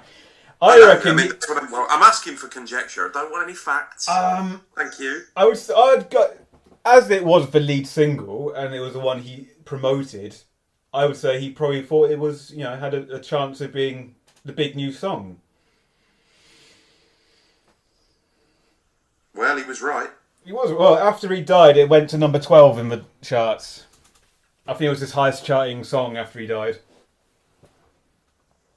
Hey, well, let's be fair, he was... the charts were lousy with Bowie records after he died. Oh, yeah. A fact which simultaneously pleased me and irritated me. Like, where were you? Where were you? Who are you? Who are you? He could have been living in even more luxury had you just bought these. And now it all goes to his wife and child. May they be happy. Ridiculous.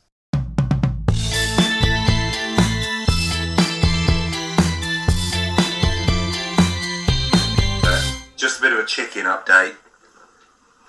It's cooking up a storm. Smells like it's going on a treat. Great. I'm having soup tonight. Oh, that's not a tea for a man. No. That's not tea for a grown man. Tea for a German. You're not even... You're having soup. Why? Oh, dear, healthy. Heroes. So weekends don't count. At the time it was released, NME writer Charlie Gillett commented... No. Right, strap yourself in.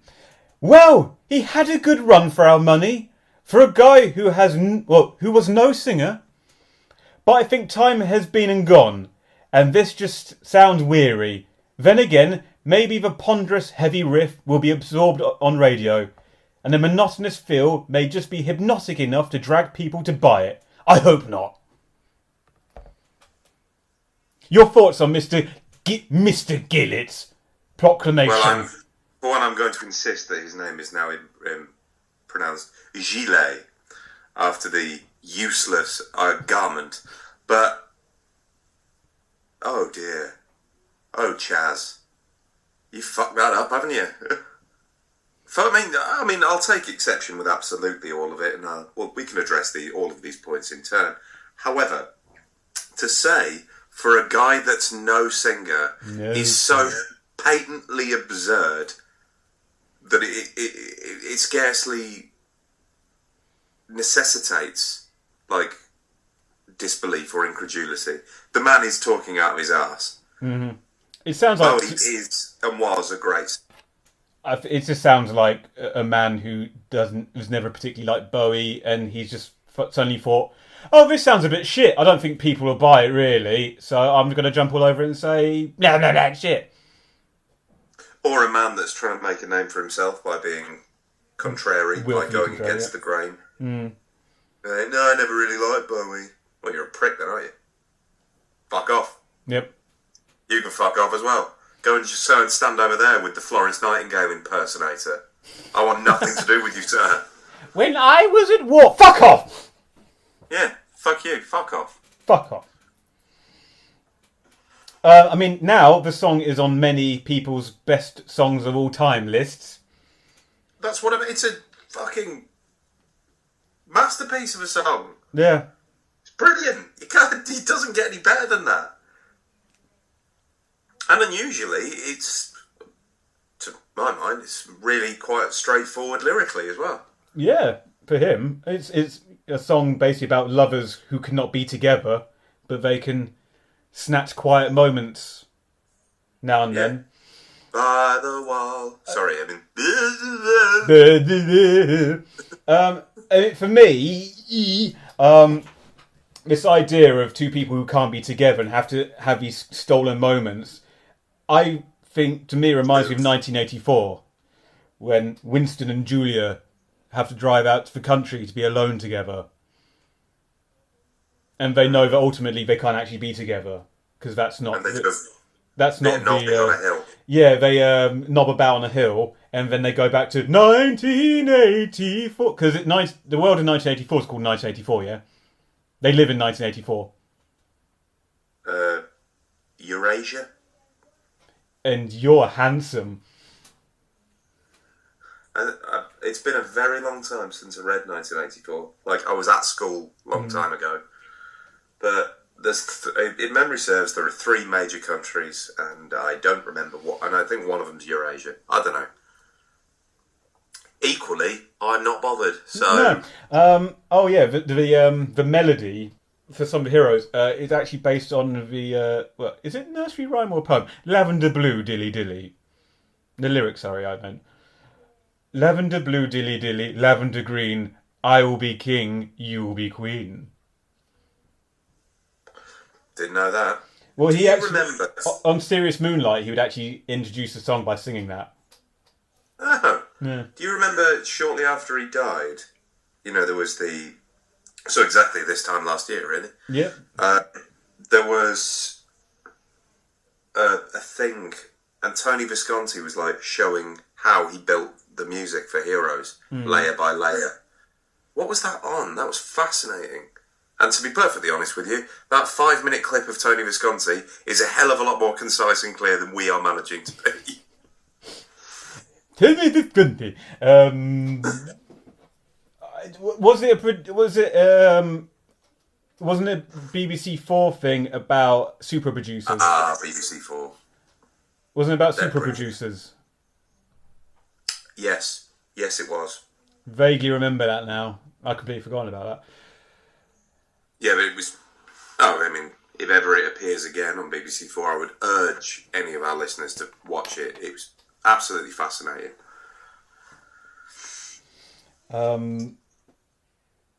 Yeah, I've loved the sound of Hero. As everyone, I just love the sound of it. It's so...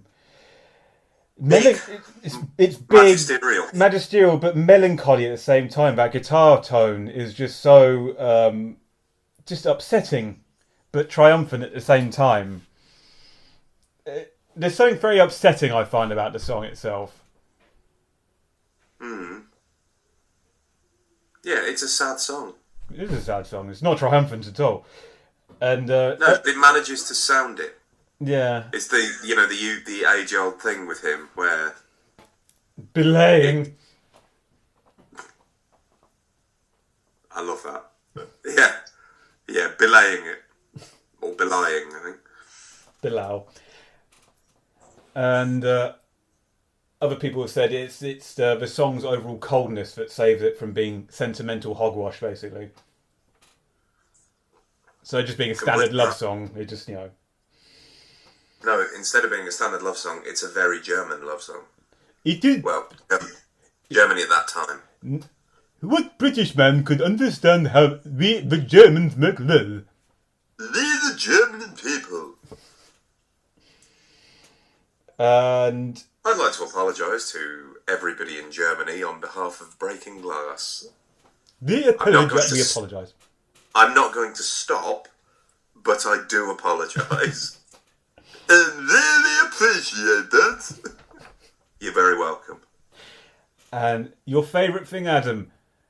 Truncated single versions. For fuck's sake. With Heroes, it was cut down from the 6+ minutes to 3.5 minutes. Basically, By the French. I think everyone. So it essentially began with the final verse.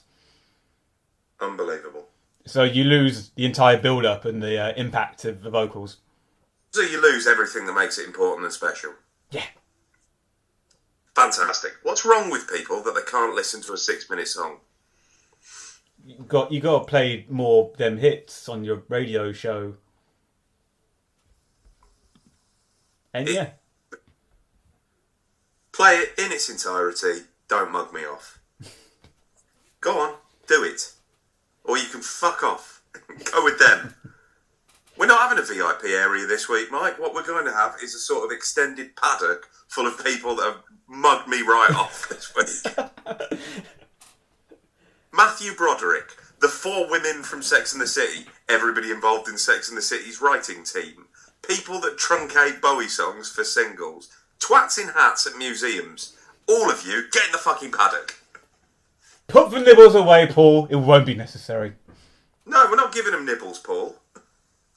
In fact, here comes some bad seeds to make you all feel really awkward. Yeah, what we'll do is we'll station a bad seed at regular intervals. God knows there's about 13 of them. So 1 every 2 yards or so, just glaring at them.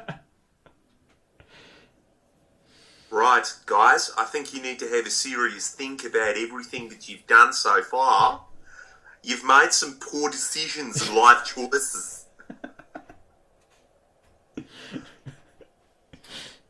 I'm on fire with the accents today, You're doing Mike. well. Come on. Well.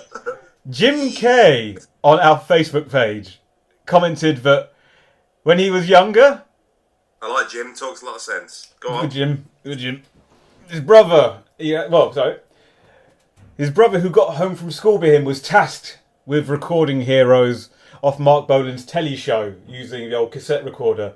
And he bloody missed the first 30 seconds. So I talk about truncated. Yeah, I mean, but that's what happens if you employ a sibling.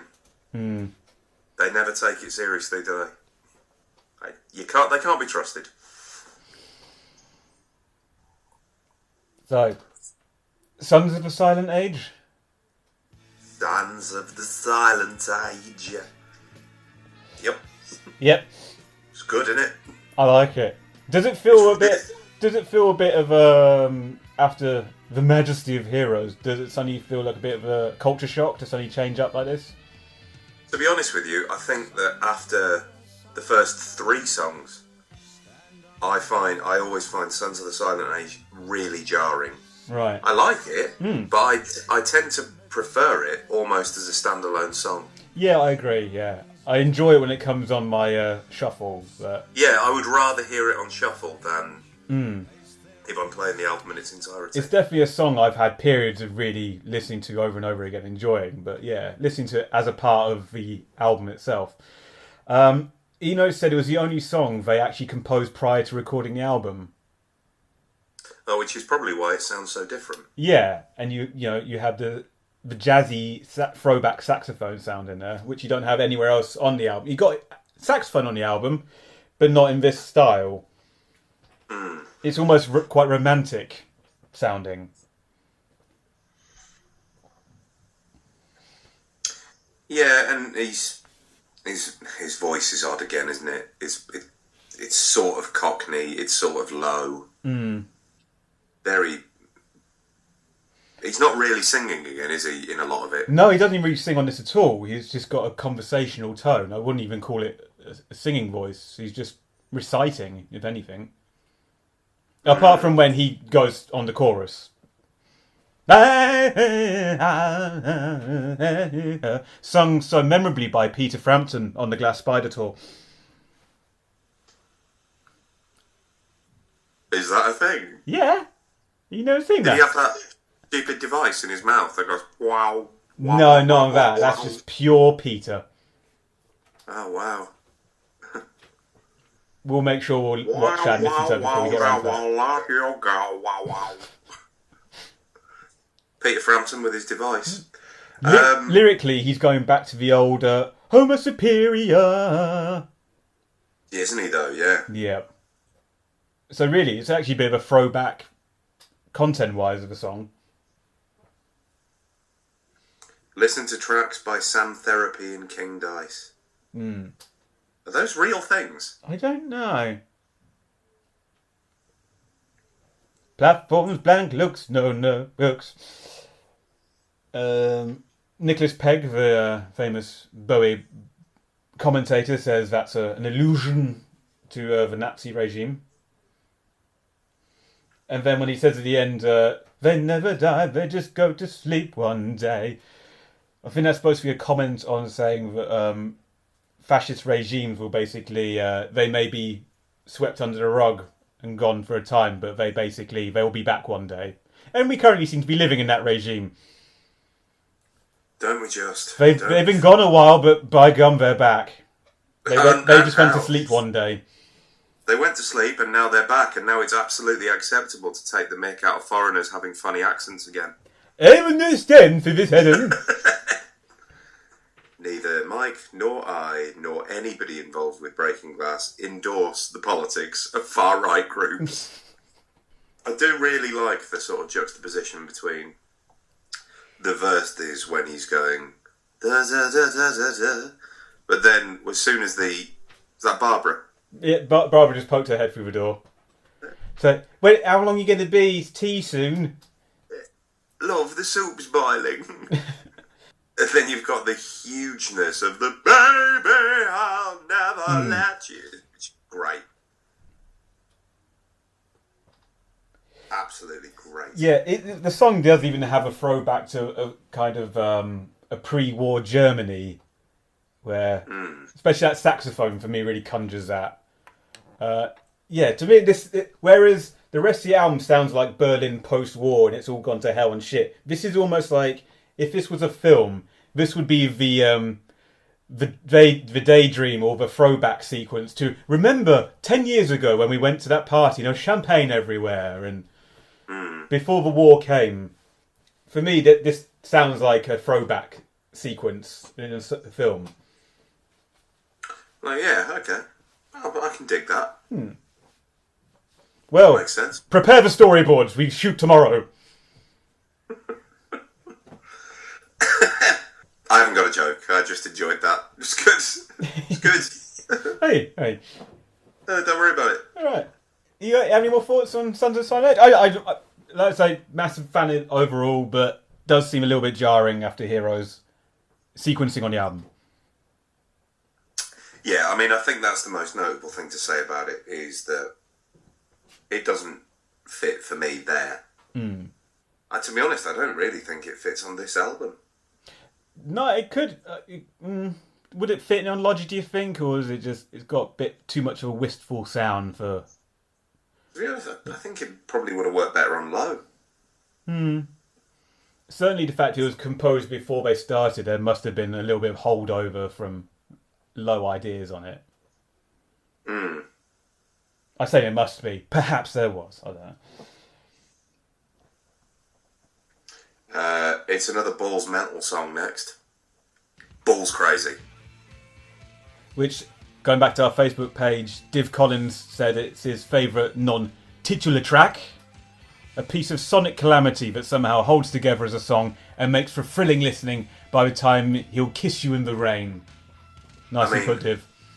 He earns huge points for sonic calamity. Which is a good phrase. Bravo. Good phrase. Bravo.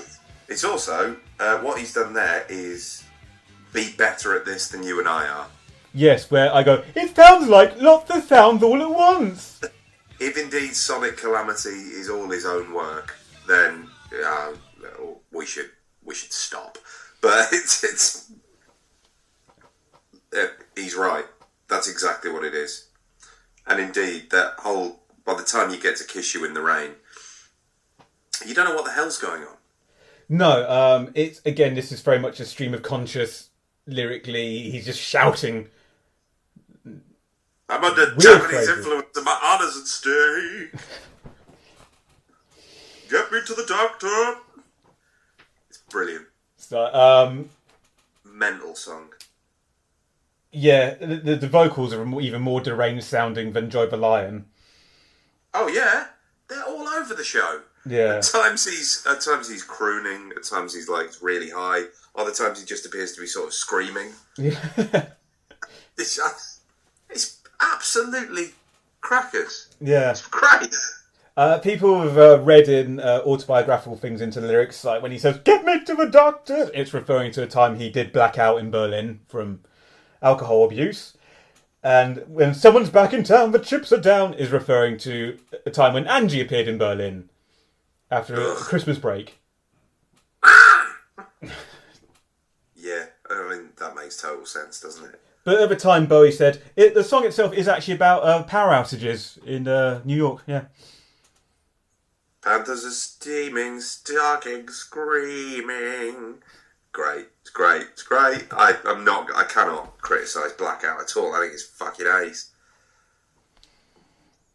Don't understand it at all though. But that to be fair, is in keeping with most of what he did in this period. I mean, the lyrics could be the Burroughs cut-up technique. They could just literally been him in the booth shouting out Iggy Pop style.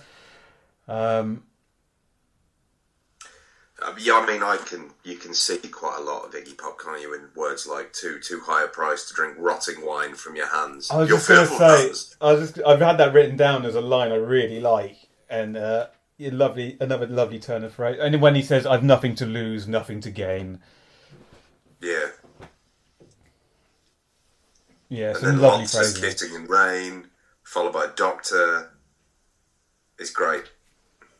And towards the end, when he is singing "I'll Kiss You in the Rain," that to me sounds like one of the first instances where he's used what will become his almost default singing voice. Because as he got older, he would start singing about lower register, less Cockney-ish, and, well, for a time anyway. The Cockney comes back. The Cockney does come back, everyone. Fear not. Yeah, I think that's kind of standard Bowie sound coming in. "I'll kiss you in the rain." Yeah, I mean, like Heroes and so on has been covered by 8 million people. But nobody could ever cover Blackout, could they, really?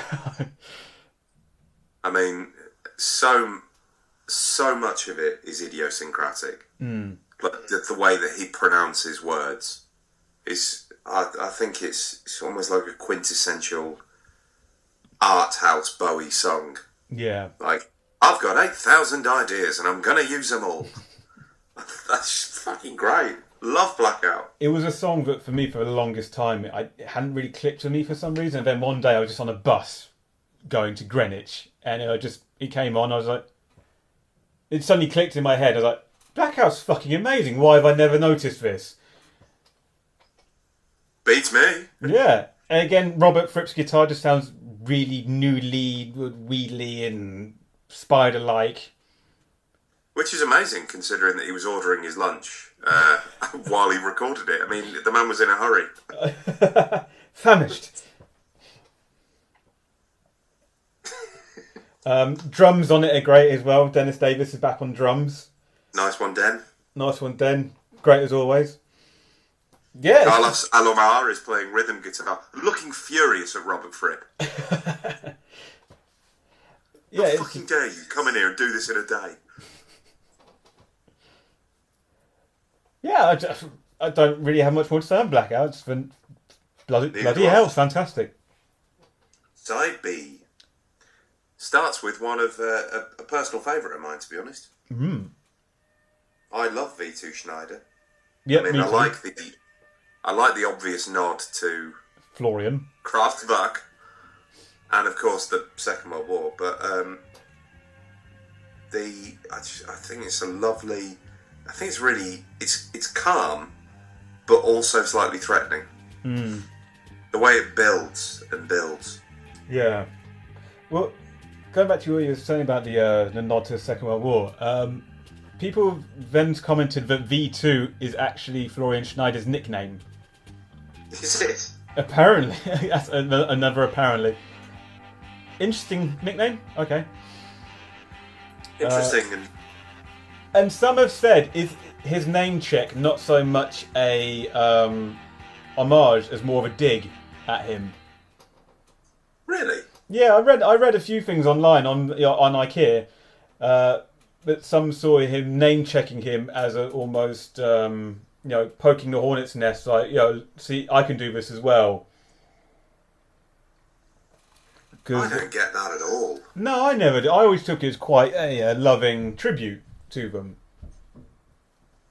Yeah, like I really admire you. Yeah. Because there's much to enjoy in Kraftwerk albums. Hmm. I hold The Man Machine up as one of my all-time favourite records. I think it's a monster of an album. Yeah. Well, people say part of the reason he was so enraptured by them was during the year of living prickishly, he loved the aesthetic of them. People who look like they should be bankers making very motorised music. Well, people that looked like they'd be rude to you as well. Yeah, he looks like he would meet his match if he went into the bank to have it out with him over his statement. An awful lot of people just sizing one another up. He's getting increasingly irate. They're becoming more passive-aggressive. Nobody wins. Nobody wins. It is how it is, sir. They're not French. It is how it is. How you stay I think it's George Murray's song, isn't it, V2 Schneider? Mm. It's all about the bass. Yes. No treble. And Bowie saxophone as well. Which he... I always like it when he has a quick pop on a song. Yeah. Which keeps his hand in. He's actually playing in the wrong note as well, apparently. That's conceptual, isn't it? Yeah, he's meant it, yeah. And it was... He kept in the error of having the wrong note because so saith the oblique strategy card for it. Which was to honour his mistakes. And then keep it greasy. And keep it greasy, so it'll go down easy. Well, it works. Yeah. I love the synth on here. Like I say, it's really cacophonous sound, and it might sound menacing. It might just sound, I don't know, really otherworldly to a point. Definitely the right description. It is otherworldly. Mm. It's fab.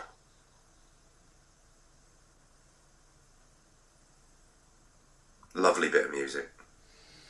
Yeah, it was the B-side to Heroes on the single, and it wasn't played live until 1997. Why would you play it live? I don't know. Well, why not? Well, I mean, if you're him, it'd be a bit boring, wouldn't it? Maybe. V2 Schneider. Repeat. Well, right, you all know the words. There's only two of them. Wait. V2 and Schneider.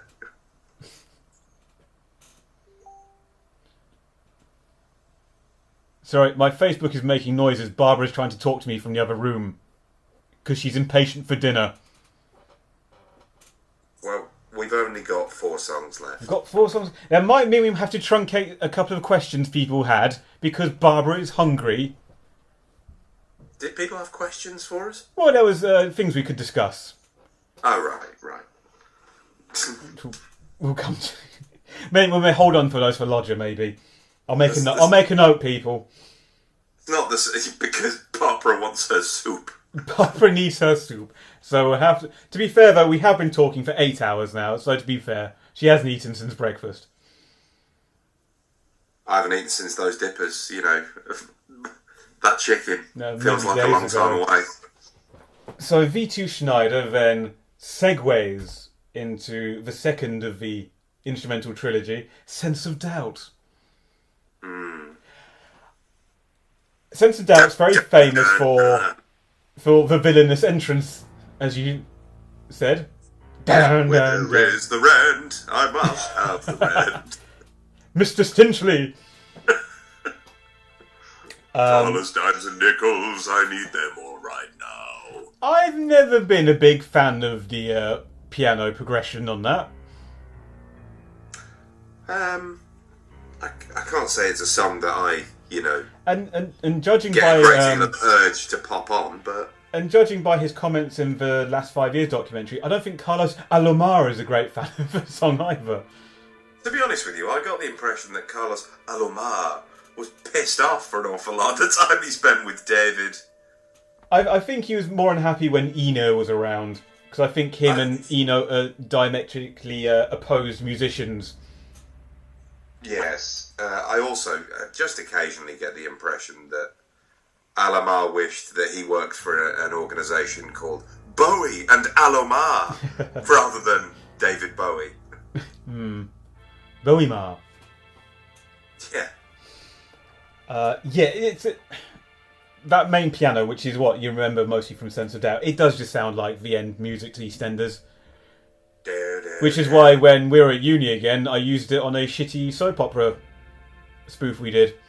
Shoreline. Along the Shoreline. You can find it on YouTube if you so wish. I mean, don't. Don't, but if you so wish. I mean, really, it's a mood piece, Sense of Doubt, isn't it? Yeah, whereas Shoreline is what we might describe as very undergraduate at best. Yeah, I think amateur would be charitable. I mean, I remember sniggering at it at the time. Hasn't aged well. Neither have we. No. Portentous, thoroughly foreboding. That was a full 10 years ago now. I'm trying to bring it back to Sense of Doubt and get off that terrible film. Well, we had to dwell on my performance follies for a while. But go on then, Sense of Doubt. Give us one of your facts that we all enjoy so much. Eno said they had conflicting oblique cards when they were doing it. Because his said, make everything as similar as possible, and Bowie said, emphasise differences. So the whole time the two of them were creating their music on their synths, they were trying to make exact opposite sounds. Tell you what they should have done there. Just draw another card. No, you're only allowed one per song. That's bullshit. All in bullshit on that. You made them. Change the rules. I mean, Sense of Doubt, Moss Garden, and Neukoln. I don't really have a tremendous amount for them. No, do you You know to what I skip mean? them? I find that, personally speaking, when I pop on Heroes, as indeed I did last night when we had people around, those three just blur into one another. Aha, and that is the point. Their early attempts at background music. And that's what it is. But particularly on Sense of Doubt and Neukoln, they're a bit difficult because on Sense of Doubt you have the very foreboding piano, and on Neukoln you've got the saxophone that's just screaming into the night. So, you know, they're not exactly background music. They're background music punctuated by screams of darkness.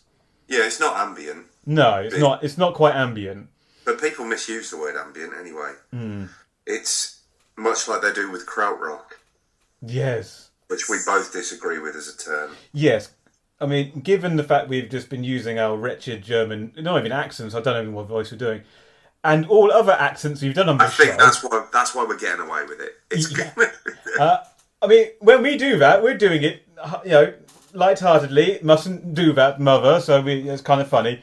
But I really object to the term krautrock. I find it really offensive. I mean, you wouldn't actually go up to someone in the street and call them a kraut. Yeah, I feel the same way about Jap rock, to be honest. Yes, I do. I was rather under the impression that to use here's a Jap. Like a Jap or a kraut was somewhat offensive. Yeah. Yeah. I also think it's a really odd thing, isn't it? Because it seems to come from an entirely sort of Western, and by Western I mean the UK and America, really. Yeah. It's quite reductive to say like, you're from Germany. How good? And you're doing music as well. Well done. We need some sort of term to sum up what... It's just music, isn't it? It's music. Some of it is electronic, other isn't. It's heavily electronic. German. Yeah. Or, if you want to put things on it like post-punk terminology, why don't you call it pre-electronica? Or electronic, sorry. Something like that. Yeah, Why does the country of origin have to be such a big? Or if you have to do it, why can't it just be German electric or something like that? I agree with you on that. I mean, why you wouldn't call it like chink pop? Wow. I'm using that as an example. You're right. You wouldn't. No, exactly. And for me, it's the same difference. Why would you use that term? And I get annoyed when I go to record shops and you see sections and it still says there krautrock. I always feel like going up to the people around and go, hey, what the fuck is this? Hey, to be fair though, you're clearly going to a decent record shop if they've got. Well, precisely. So they should know better. I mean, that's pretty good. I've gone in. They've complimented my Noi t-shirt. I've said Cassetto back to them. I then look over at the Tangerine Dream section and cry. Reply or a just look of absolute confusion. Cassetto. Ah, yes. Well done, sir. Or,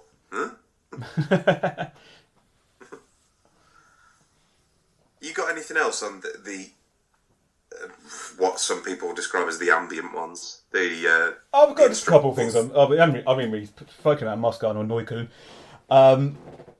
Out of the three, I like Mossgarden the most because I'd say that's the closest it gets to an actual ambient song. Yeah. I could imagine this actually being played in a massage parlour. What?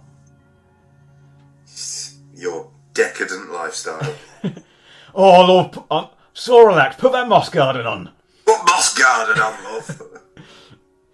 Pot kettle on and rub my knees. Because that's what you do in massage parlours, isn't it? You get your knees rubbed. I imagine so, yeah. And weirdly, for a song so tranquil sounding, Bowie's oblique card said to destroy everything. Which is why he is plucking away at that koto with such amateurish abandon. Oh, is that what a koto is? Yes, it's, as Bowie described it, a banjo that sounds half asleep. I assumed it was a sort of joke, like he was doing a lot of impressions of Kato during his That's a good koto. Yeah, I actually really like Mossgarden. I really like the abstract, ethereal loveliness to it. That's the thing, it is lovely and it sounds like water. Yeah, I can almost hear birdsong on it. Pond. Yeah, I'm not sure if it is actually any birdsong on there, but I hear something in my head. I don't know whether or not it's... I wouldn't call it a masterpiece or anything, but I think it's lovely. Oh yeah, it's lovely, yeah. It's out of the three instrumentals, it's probably the only one I'd probably have on a shuffle. Yeah. And it... Because to be honest, Sense of Doubt, if that came on shuffle, is just going to make me panic. Oh good lord, what's happening? If I'm on a train or something and that suddenly goes... Oh, shit! And then it breathes wistfully off into the distance and we're met with Neukölln. Named after a district in Berlin.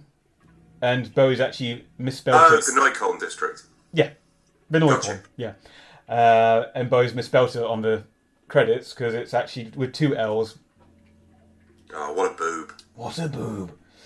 And the music is supposed to represent the rootlessness of the Turkish immigrants of Berlin, of that particular district.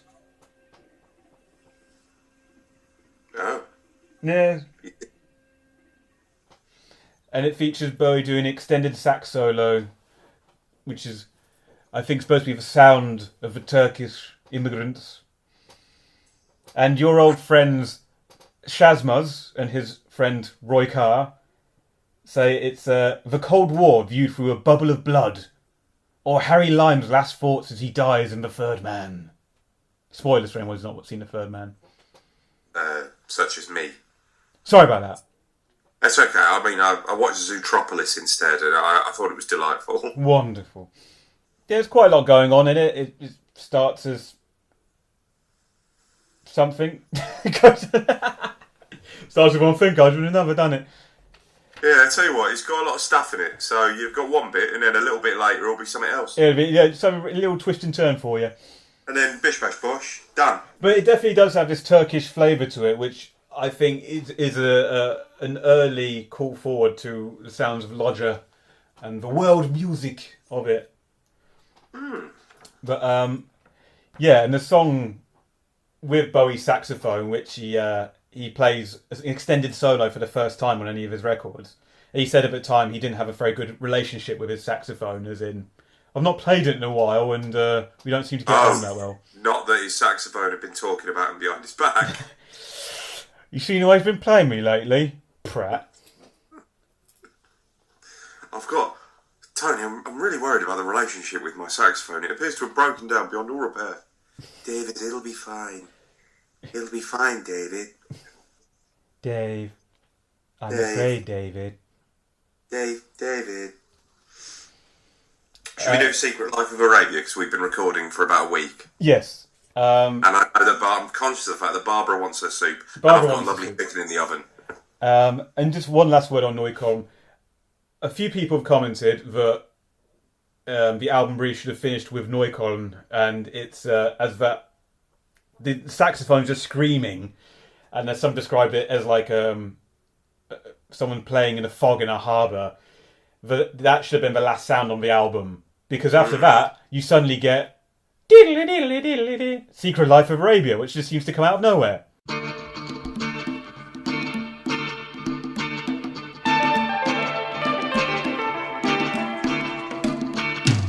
This is true. I have often found that the Secret Life of Arabia, much like Sons of the Silent Age, really, just doesn't make any fucking sense there. No, not in this album. No, not at After all. those last 4 songs, it just... And for the fact that... Yeah, you've got 4 predominantly instrumental songs, And and then then you you got- bung one with words again. And then you got what's probably closest to a poppy song on it. Yeah, and I don't think it's a great song either. I do like Secret Life of Arabia, but it's probably the most standard and perhaps weakest track on the album. I say weakest in terms of where the instrumentals at least sound like he's pushing for something. Secret Life of Arabia almost feels like a step back from that. Although it's got some really funky bass work in it. Yeah, and I'd also like to point out, I think for us this was the harbinger of the great game. Because this is... let's just do it now. This is totally telling you what's going to happen on Lodger. He's going away from Berlin and he's going out exploring in the world. He's gone to Arabia. He's making music that sounds like a variation on what you'd think Egyptian music would sound like. How Egyptian. How Egyptian. You're going to a cemetery with a toothbrush. How Egyptian. I never want to miss a laugh. Totally want to watch that tonight. Yeah, me too.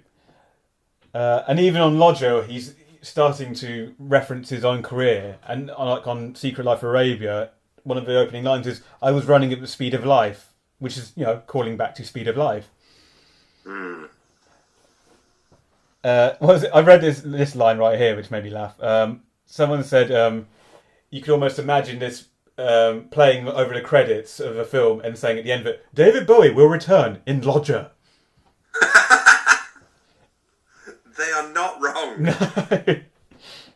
That is exactly what it is, isn't it? It's basically an advert like for this is what Lodger will sound like. Yeah, like the end of Young Americans where he does Fame. Yeah.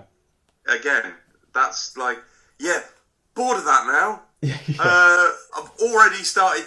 The record company wouldn't let me jettison the 6 months of work we've put into this. So instead, here's just a little taster, because I've already lost interest. Yeah. I don't want to do any of that anymore. It's like the end of Back to the Future Part 2 when you got the trailer for the Western that's coming next. Yeah. And the third one's the best one, I was thinking. I like the third one. Yeah. This is the only song on the album that Alomar has a writing credit for, which doesn't surprise me because it's the only time it sounds really funky. I mean, Beauty and the Beast has got a bit of funk to it, but this one's real funky.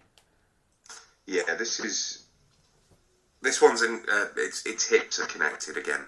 Yes, he found his groove. It's not just the brain. It's got a bit of swagger. Yeah. Arabia. Secrets. Yeah, and again, he sounds like he's having fun with the vocals. Secret, never seen. Yeah, it's got almost a campishness to it. It's almost like Carry On, Follow That Camel.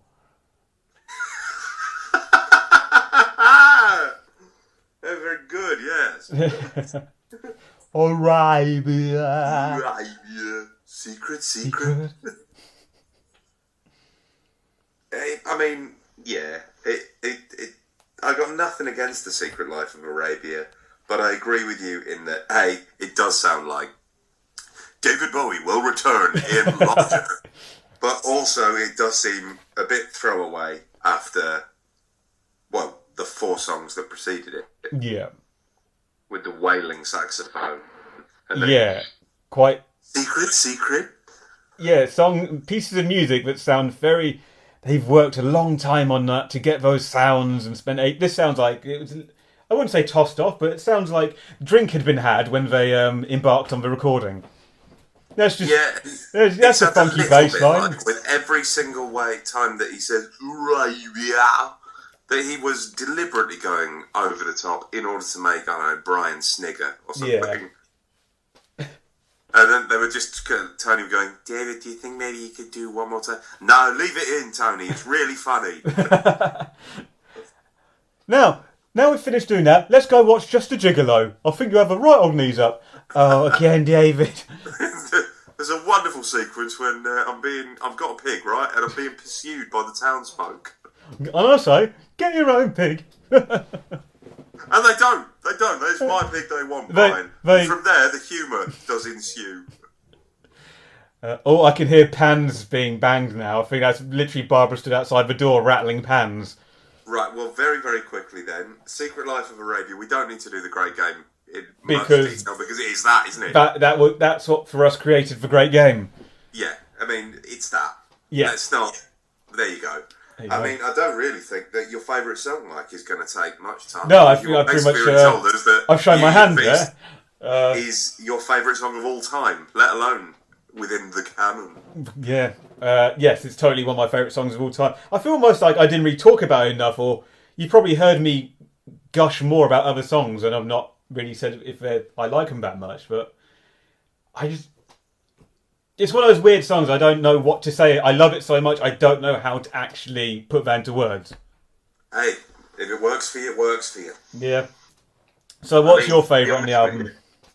Well,